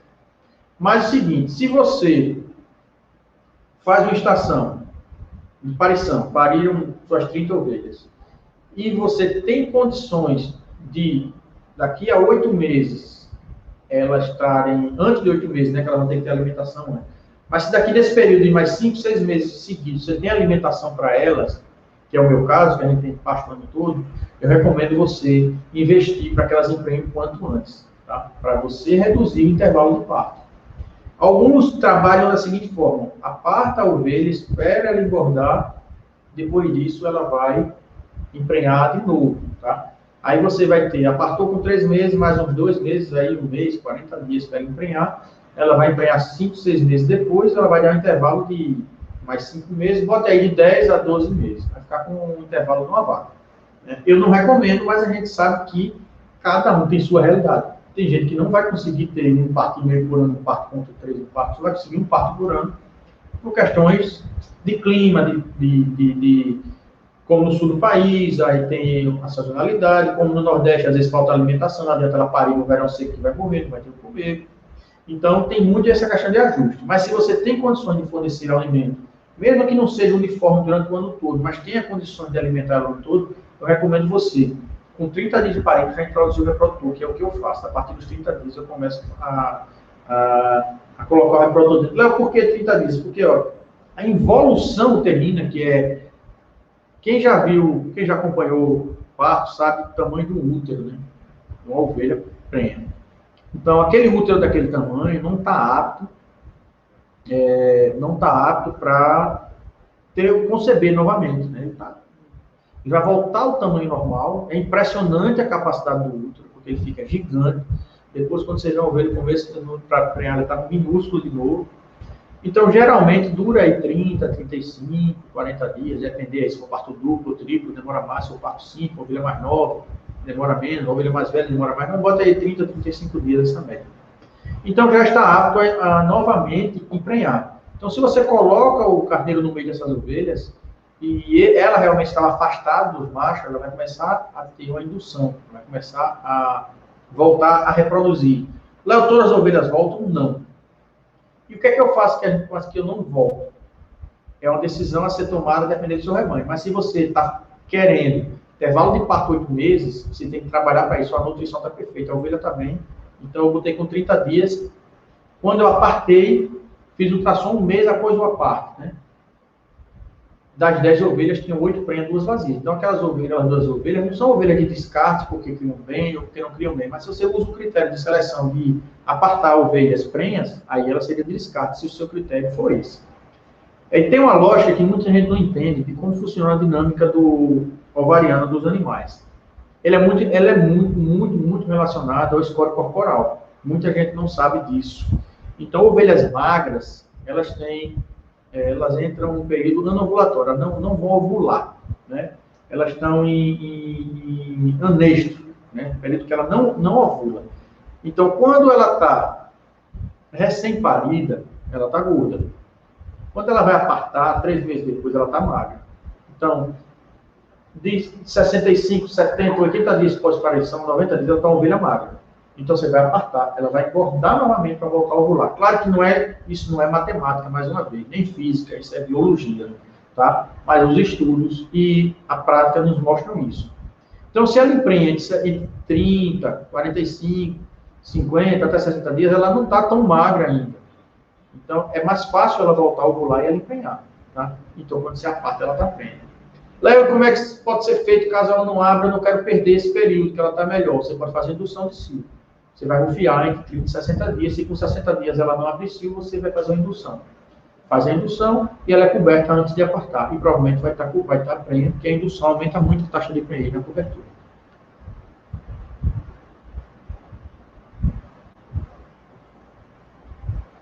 Rapaz, não estou conseguindo ler todos não, porque tem hora que eu corro aqui e corre.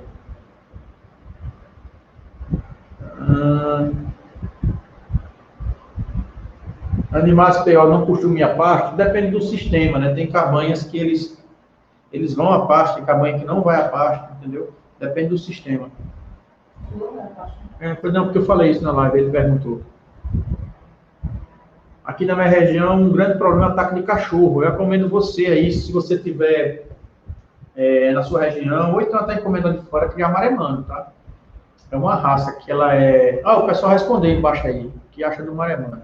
É uma raça que eu já tive, infelizmente a minha, eu criei dentro de casa, ela virou um labrador.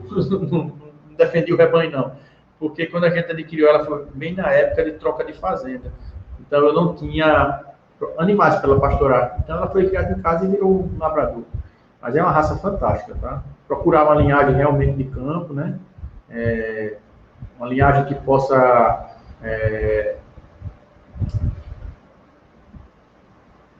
que vende animais realmente em defesa, né? Porque às vezes você compra um maremano de que a linhagem do pessoal muito criado em ambiente doméstico, né? Ele não tem o mesmo instinto, né? O instinto é da raça, mas você sabe que entre linhagens ele pode ser melhor ou não, né? Vamos lá, o pessoal perguntando como faz o procedimento, eu acho que é do protocolo, né? Mas vocês vão lá, tem explicando tudo direitinho, tá? Estou com um reprodutor que não está cobrindo as ovelhas. Pode ser porque ele está velho ou não. Vai tanto fator no mundo, como o reprodutor não cobrir. Às vezes um simples detalhe no pé. Entre unha, um problema de casco, ele está sentindo muita dor e ele para montar tem que subir, apoiar nas traseiras. Quando ele tenta dói, ele não pula mais. E se você não cuidar, pode até prejudicar e não recuperar ele. Entendeu? Estou dando assim só sugestão. E pode ser tantos outros fatores, né? E a idade é um deles, né? Vermífugo também causa malformação. Olha, eu já vi aborto com vermífugo. Malformação, não que eu saiba, né? Porque eu já atendi casos de malformação, mas não tinha no histórico aí que foi utilizado, né? Que a gente já tem muita fazenda que não tem histórico. Né? Pessoal daqui de Alagoas. Precisa tosquiar ovelhas antes da monta? Eu sempre gosto de falar o seguinte, tá, pessoal? O que eu sei de ovinocultura de lã é do que eu estudei, não vivi, tá? Fui bater na Espanha, rodei lá, passando 2 semanas lá rodando para aprender um pouco, mas foi visitando, não foi trabalhando, né? Então, quando você faz uma visita, você aprende com o que as pessoas lhe passam. Você trabalhando, você aprende vivendo, né? Então, assim, a recomendação é a tosquia higiênica, né? Fazer toda a tosquia na base da cauda, ao redor da vulva e algumas que tem o pernil, né? Que chegam lá no pernil, para não interferir aí na reprodução, tá? Isso é o que eu sei, mas mais uma vez eu nunca vivi isso, porque os meus animais são semi-lanados, né? A dor que eu não desloco tanta lã assim, que chegue a prejudicar a reprodução, porque a gente já faz a descola da cauda, né? Que também as raças de lãs fazem, né? Mas aqui no sertão, qual seria o melhor mês de parição? Acho que o raciocínio é parir quando tem comida, né? Agora, tem no sertão aí que quando bota chover, é rio dentro das fazendas, né? Então tem que ter um cuidado aí nesse período. O outro aqui, o Jonathan, disse que reportou 45 dias no lote das ovelhas. Você deixa quanto tempo o macho no lote? Depende da cabanha que a gente atende, né? Por exemplo, o Cordeiro São Francisco, ele tem uma loja própria de processamento de carne e ele faz o seguinte, ele bota os machos no lote, a cada 60 dias faz ultrassom. Deu prenha, separa. Deu vazia, faz o controle. E já joga. A cada 60 dias tira, vai. Não são todos reprodutores juntos, entendeu? Tem lotes que entraram agora, lotes vão entrar depois. Ele vai alterando os reprodutores. Então ele faz a cada 60 dias o diagnóstico gestacional. Tá? Não emprenhou, continua até chegar no controle dele, que eu que não faço, não sou eu que faço essa parte lá, né? Para descarte. Um bom manejo tem como dar 2 parição das ovelhas? 2 parição em quanto tempo? Você quer dizer em um ano? Tem, né? Mas, assim, é muito difícil de fazer 2 parições por ano, porque fica um intervalo certinho de 6 meses, é muito difícil. Eu tenho lá 6 meses e 20 dias, 6 meses e 15 dias, mas não é toda vez isso. Quando ela pare 6 meses e 15 dias nenhuma, na outra vez ela pare com 8 meses e 15 dias, entendeu? Não é fechadinho mesmo, não. Olha aí, Beto Vaqueiro. Fala, Beto Vaqueiro, tudo em ordem. Qual o comportamento das ovelhas em período de cio? Como identificar? A melhor forma, pessoal, é imbatível. A melhor forma de identificação de ovelha é com macho, apto à reprodução. Um reprodutor rufião. Tá? Apto à reprodução não. O rufião está apto a rufiar, né? Tem que ter libido. Por que isso? Diferente da vaca, né, que tem corrimento, a cabra muda um pouco a sonorização dela e questão de vulva, mas ovelha é muito difícil. Aí, às vezes, você vê, quando a baia da ovelha é próxima à baia do macho, ela fica se esfregando na baia. Né? Você vê aquelas baias de ripão, você vê, às vezes, ela roçando no ripão. Pode botar um reprodutor, que provavelmente aquela ovelha ali está em si. Se não tiver hoje, amanhã vai estar, certo? É um dos comportamentos que a gente observa, mas sinal físico dela, a gente não vê, não. Olha, boa noite. Vai disponibilizar calendário sanitário. O calendário sanitário ele é específico para cada rebanho, tá? A gente faz para os alunos do rebanho blindado. Ele é personalizado. Quando entra no rebanho blindado, você recebe as aulas até de como interpretar o calendário sanitário.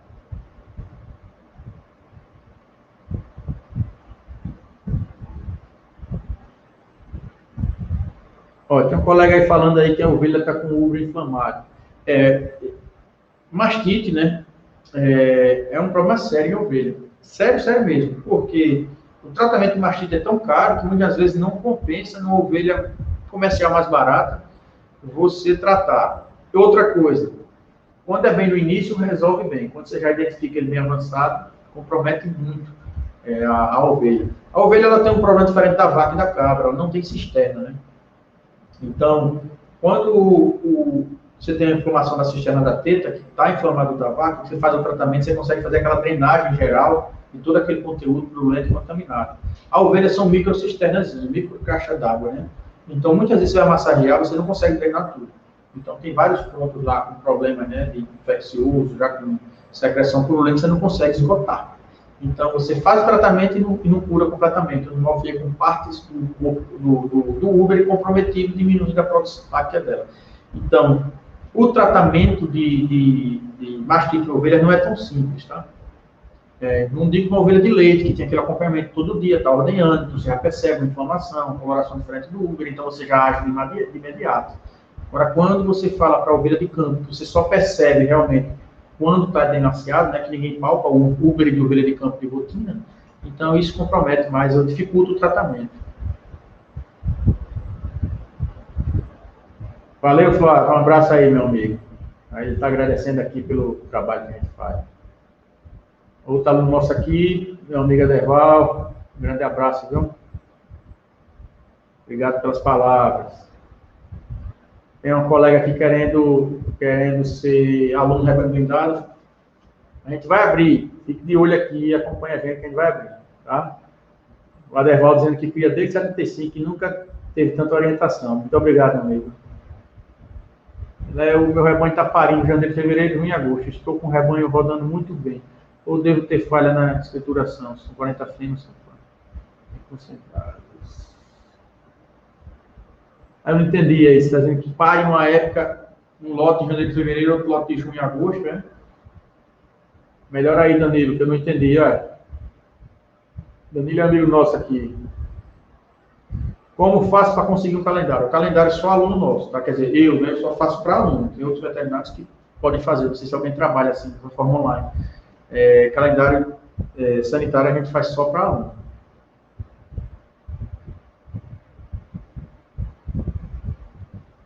Deixa eu lembrar aqui, foi muita pergunta aqui hoje. Eu falei tanto, deixei vocês esperando.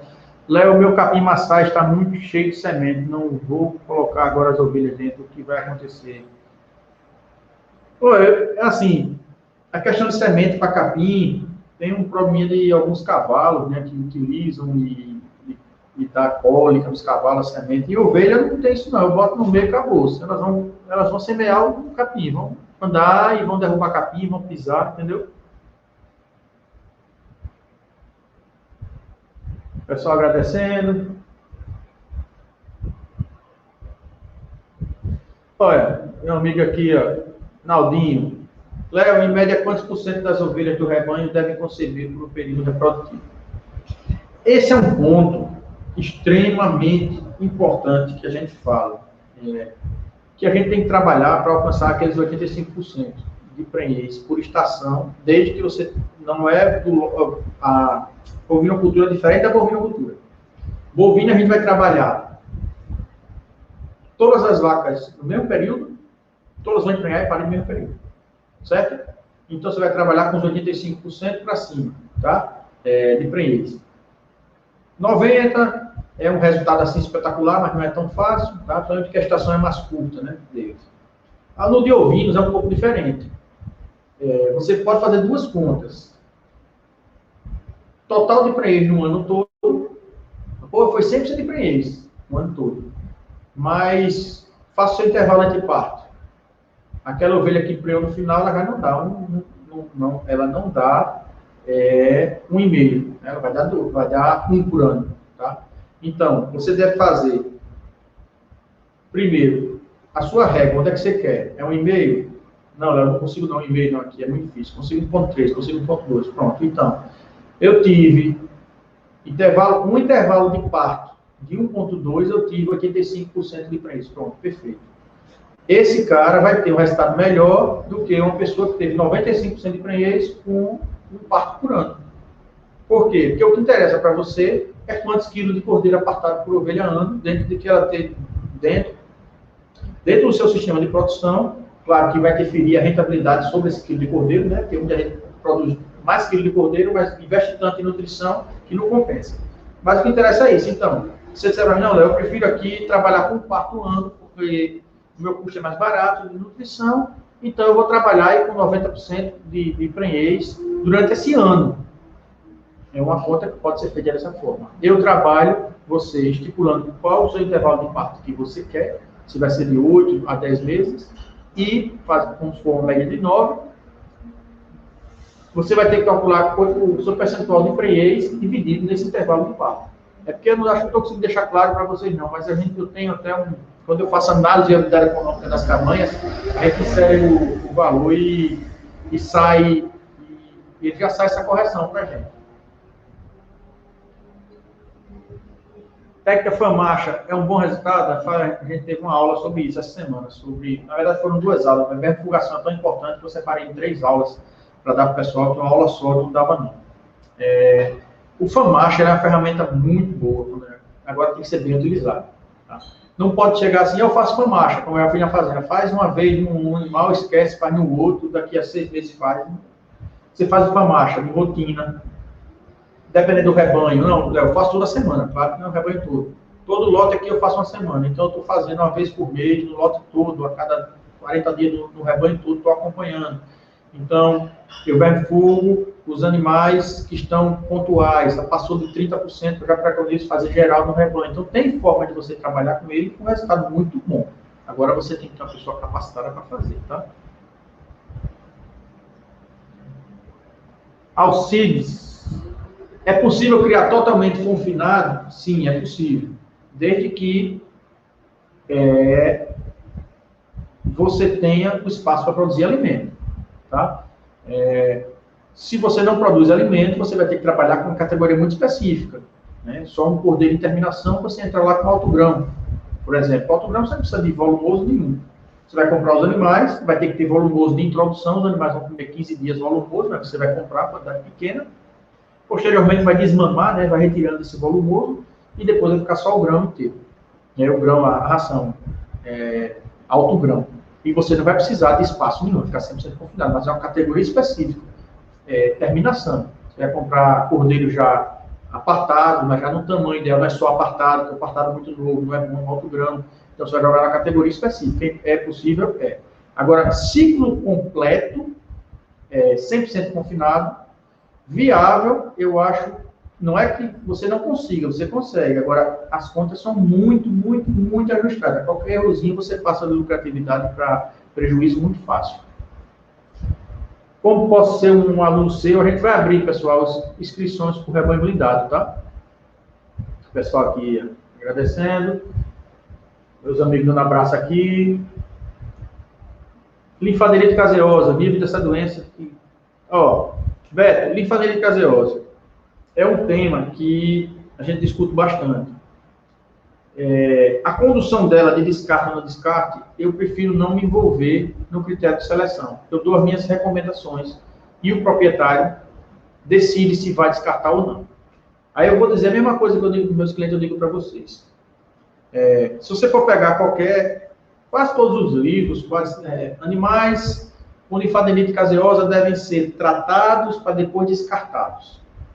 Agora vamos lá, você tem um rebanho que para ele ser viável na sua propriedade, você precisa ter, sei lá, 150, 200, 300, não sei o seu tamanho aí. Mas precisa ter essa quantidade de animais em produção. E você teve um surto lá de linfadenite. E você vai descartar 20, 30, 40 animais, porque teve uma vez linfadenite. Você vai precisar comprar animais para repor, né? Senão seu rebanho fica inviável e fica no negativo. Quando é que você vai comprar animais comprovadamente livres de linfadenite? Você não, Léo, eu tenho um rebanho que faz vacinação anual, dengue cordeiro, então todas as matrizes que estão lá já foram descartadas, então ela não tem mais, pronto. Se você tem, perfeito, você faz isso e você compra, né? Mas se você não tem, vai ficar no déficit, ou é melhor você tratar esse animal, isolar, depois introduzir um rebanho, se ele recidivar, você descartar, tá?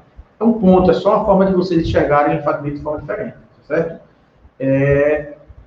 Cada um fique à vontade para conduzir o descarte do seu rebanho, tá? Só reflita se você vai ter um animal para colocar no lugar com garantia que ele não tem linfadenite, senão você não fez nada.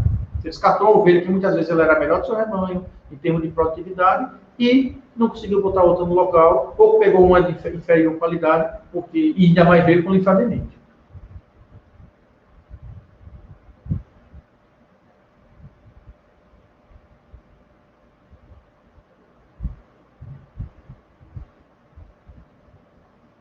Vamos lá, ele comprou 2 ovelhas prenhas, nasceu os borregos e tem como registrar? Tem. Se ele não transferiu para você, que a gente pode transferir mesmo se você sem afixo. Tá? Se tiver no nome dele ainda, ele, na verdade, ele pode sim, acho que ele não vai se opor em fazer isso. Se ele passa a data de nascimento, ele já tem a cobertura, veio da fazenda dele, ele vai comunicar os borregos e vão ficar... desde que esteja tudo informado corretamente, a mãe esteja apta, esteja confirmada, o pai apto, confirmado, a cobertura tenha sido informada, o criador esteja devidamente adimplente com associação, aí vai informar. Aí ele vai dar o código de irregularidade porque não fez inspeção a pé da mãe. Você vai ter que chamar um inspetor, o inspetor vai fazer a inspeção a pé da mãe, vai corrigir esse código, o animal vai ficar apto. Depois de 8 meses até 36, você confirma, tá? Mais uma visita do inspetor para ir para fazer isso, tá? Mas você vai ter os seus animais registrados. Se valer a pena, financeiramente, se analisa e faz. Eu sempre recomendo. Ó, a pergunta aqui para o final, a última pergunta, pessoal. Eu já estou falando aqui quase 2 horas aqui com vocês. Léo, qual a idade de descarte produtivo das ovelhas? Pergunta muito boa. Nosso amigo aí, Eric Barreira. Pessoal, tem vários tipos de descarte na propriedade. Descarte sanitário, animal que apresentou alguma enfermidade, infecto contagiosa, ou animal que teve algum problema e não teve, e que viabilizou ele permanecer no rebanho, uma mastite, né? Uma lesão de membro, né? Podridão do casco que causou uma lesão grave, ele não pôde voltar à locomoção perfeita, então você vai descartar ele. Esse é um ponto, né? O descarte por improdutividade é aquela ovelha que freou por último, pariu o pior borrego, quando a parte do borrego não presta, aí você já descartou ela. Tá? Você tem o seu nível de corte e as ovelhas que não atingem essa que são descartadas, você descartou. Tá? E tem o descarte por infertilidade. É a ovelha que não emprenha mais. Né? Você fez estação de monta, A primeira, cobriu, não emprenhou. A segunda, cobriu, não emprenhou. Terceira, cobriu, não emprenhou. Na segunda, já era para ter sido descartado, né, na ovinocultura. Tem gente que dá a terceira chance, porque são estações mais curtas, ainda tem a terceira, né, que faria meio ano, cada 2 meses, 2 meses, 2 meses, daria meio ano. Meio ano ela empreendeu o descarte. Então, são esses 3 critérios que você utiliza. Descarte funcional, o animal não está afuncional, ou problema de claudicação, ou problema de infecção contagiosa, ou problema de boca, ou nasceu mesmo com problema de mandíbula, ou teve algum trauma com problema funcional. Problema de fertilidade, animal que não emprenha, certo? E problema de corte, que a gente chama da curva de corte, ela não atingiu. Então, a idade nela, se ela tiver com 6 anos, emprenhando no intervalo bom, que você estipulou no seu rebanho, que quem estipula é você, né? Claro que à medida que os anos vão passando, você vai querer reduzir esse intervalo. Mas você está começando com o intervalo de parto de 10 meses, ela está parindo com 10 meses, está querendo morrer desapartada com 25 quilos, ela está partando com 25 quilos. Pô, ela está com 6 anos, vai para 7 anos dentro do meu rebanho. Mas ela está atendendo o que você projetou para ela, ela está atendendo. Só eu projetei isso, ela está atendendo para a filha, está com 7 anos, beleza. Ah, pô, ela pariu com 8 anos, já não alcançou, Léo. Era para ter descartado antes? Não, porque o critério de descarte não era esse, o seu critério de descarte não era esse. Mas se você disser, não, é isso até 7 anos, você faz o descarte, beleza? Ou então você vai dizer, não, ó, realmente ela atendeu a minha curva, mas eu estou com uma borregada nova chegando, muito melhor seleção de mães, né? Da minha cabeceira, porque essa ovelha já estava no linha de corte, tem a cabeceira. Todo rebanho tem cabeceira, meio e fundo. E ela está a borregada que está chegando são filhas das cabeceiras. Então eu vou colocar no lugar, aí do meio e fundo eu vou descartar todas. É outra possibilidade, acelera muito o seu ganho, entendeu?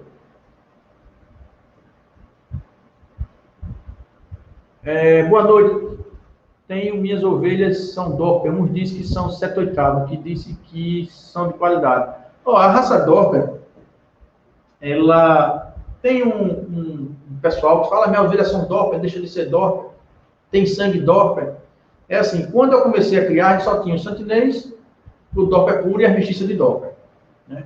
Só que começou a curar. Hoje tem mestiças tão caracterizadas, tão dentro da funcionalidade da raça Dorper, que ela pode até ser registrada como Dorper base, né? Então, essa ovelha 7/8, 15/16, geralmente você registra como Dorper base, você consegue, desde que ela tenha todo o padrãozinho, tá? Se ela é boa ou ela é ruim, vai depender de vários critérios. Primeiro, a seleção que ela fez, o trato que ela recebeu e a região que você está criando, né? Tem regiões que o Dorper não vai bem, outras regiões que ele vai espetacular, porque não tem raça perfeita, né? Eu sou apaixonado pelo Dorper, mas é porque ele proporcionou o meu desenvolvimento na ovinocultura. Eu comecei a criar Dorper em 2005, quando eu tinha um carneiro pé duro lá, que eu comprei como santinês, mas não era santinês. Tinha um carneiro Somalis, que não era Somalis, eu comprei como sempre, né? Muito novo na ovinocultura, comprei sem conhecer, não tinha resultado bom, e a primeira vez que eu joguei um carneiro puro em cima, o resultado foi espetacular, então ele me conduziu para uma forma diferente. Olha, realmente o trabalho de genética tem que ser direcionado nesse sentido, pegar carneiros melhoradores, e aí eu segui. Mas eu sei perfeitamente que ele não é uma raça que serve para todo mundo, né? Pessoal, agradecendo aqui pelo que a gente está ajudando. Pessoal, eu gosto de dizer que eu agradeço a vocês, porque senão eu não estava aqui. Eu gostei para todo mundo que essa conta aqui só existe por causa de vocês, senão eu estava só postando foto de animal como eu fazia antes. Tinha pouquíssima coisa de veterinária aqui. Quase 90%, acho que 90% era foto de animais antes de eu começar a fazer esse trabalho aqui com vocês. O corte da cauda dos cordeiros com alicate, tesoura elétrica, tipo usado no sonho, é possível, é recomendado. Corte da cauda é uma coisa que tem que ter muito bom senso, né, para tratar desse assunto. Por quê? Muita gente não sabe o motivo de corte de cauda, né? Então, teve uma colega criadora aí que fez uma postagem falando que fazer corte da cauda, foi criticada, porque dizendo que era judiação dos animais, não sei o que era desnecessário. Eu digo, olha, pessoal, o corte da cauda tem um propósito. Ele é sanitário, tá? Para melhorar a qualidade dos animais, qualidade de vida dos animais. São animais de produção. Eles são criados com um propósito. A gente cria os ovinos para produzir lã, para produzir leite, para produzir couro, pele, no caso, para produzir carne. Dependendo da região, cria para dupla finalidade, mas cada região tem sua finalidade, né?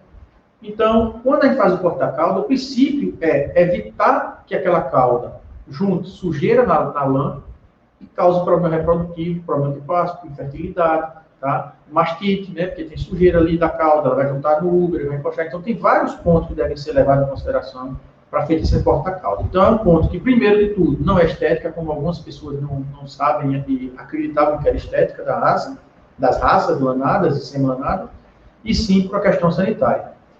Qual tipo é a melhor? Vai depender muito do seu manejo. Né? Tem gente que usa uma metodologia, diz que é melhor, outros usam outra e é melhor. O que é importante é ser feito dentro dos critérios, não levar um sofrimento ao animal, né? Promover, executar o procedimento da forma que o animal tenha a recuperação mais rápida possível, para evitar que você venha fazer um procedimento para ajudar ele no futuro e prejudicar ele no presente, tá certo? Quem tem mais aptidão gemelar, dor para sentinês? Olha, se você for ver pelas escriturações aí, eles são mais parecidos. Agora, é dependente da região onde você cria cada um, tá? A sentinês, ela é muito fértil. É muito fértil. Ela tem a probabilidade boa de parto gemelar. Mas nem dor nem sentinês se comparam ao Texel que tem o Borula. Entendeu? Então, assim, quando a gente vê dos índices, né, escritos na literatura, são muito similares ao DORF e ao sentinês, tá? Aqui no Nordeste, o pessoal do campo alega que os sentinês têm uma probabilidade maior de parto duplo, certo? Mas se você for lá na Buriá, que é no sertão mesmo, que a DORF é lá, o parto duplo lá é muito alto. Eu não sei os dados, a gente vai conversar vai ter live com o pessoal lá, eles devem com certeza informar alguns dados, e a gente pode perguntar a eles quais os dados que eles têm lá, tá? Também vai ter uma live de sentinês, a gente pode falar com o pessoal do sentinês e perguntar a eles qual a taxa dele lá, tá? Sentinês Morada Nova para o semiárido nordestino, fantástico, né? São duas raças que já são adaptadas aqui. Aí você tem que ver o seu propósito dentro da sua realidade. Eu gosto de dizer o seguinte, tem um aluno nosso que ele disse, eu uso DORF porque as fêmeas aqui ficam maiores, precisam comer mais. Aí eu digo, olha, você pode fazer o seguinte, você pode usar o DORF e o que nascer, matar tudo ou vender.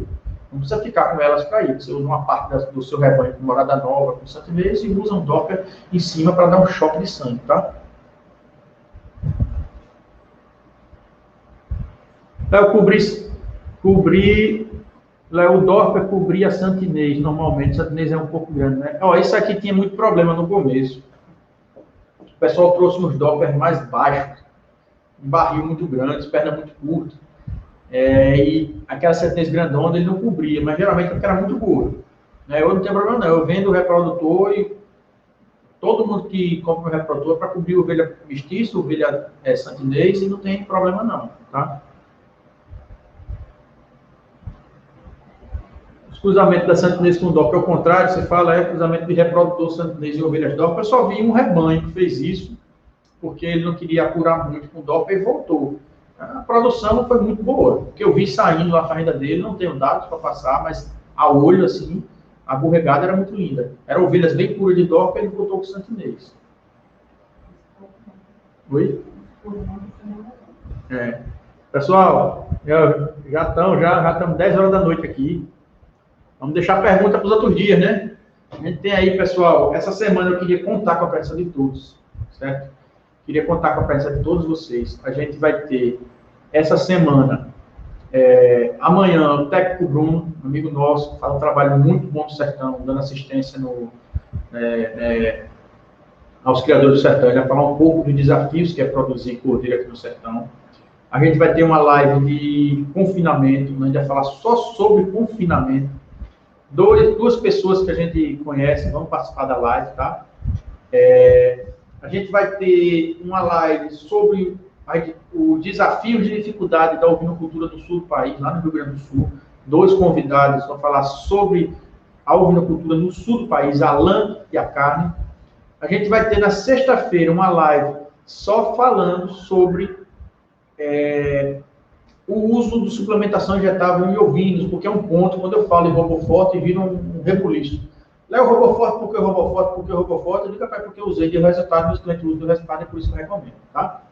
Então, pessoal, primeira semana a gente tem isso aqui, certo? Na próxima semana, a gente vai ter uma live falando sobre leite de ovelha, uma live falando lives falando com com criadores, a gente vai falar sobre criadores que produzem genética de santinês, de Doppler, vamos falar de criadores que, do campo até a mesa, que produzem a carne e que entregam ao fornecedor, eles vão falar dessas trajetórias que eles chegam lá, tá? Então, eu conto com a presença de vocês, agradeço demais todo mundo que divulga a nossa live, tá? Vai ser semana que vem. Semana que vem tem a live de 1 ano das nossas lives, tá? Dia 18, terça-feira que vem, faz 1 ano que eu comecei esse trabalho com vocês aqui, fazendo live, tá? Então, semana muito, muito, muito recheada, tá certo? E a gente vai também falar um pouquinho sobre sanidade, porque você sabe que é um foco que eu martelo aqui com vocês, martelo, porque eu sei que dá resultado. De tudo que eu falo aqui, sempre que a gente fala sobre sanidade, dá resultado imediato, né? Eu gosto de falar para vocês que a gente trabalha sempre a base, né? Sanidade, reprodução, nutrição e gestão. Nutrição e reprodução, o efeito é um pouco mais longo, né? Você mexe na nutrição hoje para ter efeito lá na frente. Reprodução, você bota o carneiro hoje para nascer depois. A sanidade não, você faz hoje para salvar hoje, né? Você faz hoje para resolver hoje. Então a sanidade é a mais imediata, por isso que eu sempre foco muito nela. Beleza, pessoal? Mais uma vez, quem não se inscreveu, na nossa bio, tem lá a nossa jornada, vença a mortalidade do seu rebanho ovino. Eu vou ensinar vocês como começar a blindar o seu rebanho. É bem interessante. A metodologia que a gente usa no rebanho blindado, eu vou começar a ensinar vocês, para vocês terem noção do que muda no rebanho de vocês quando vocês têm desenvolvem essa nossa metodologia lá, tá certo? Já são 250 alunos e mais de 40 mil animais acompanhados por essa metodologia. Beleza, pessoal? Aguardo vocês amanhã. Sim, agradeço aí mais uma vez quem divulga a nossa live, tá? Obrigadão, pessoal. Tudo bom e até amanhã.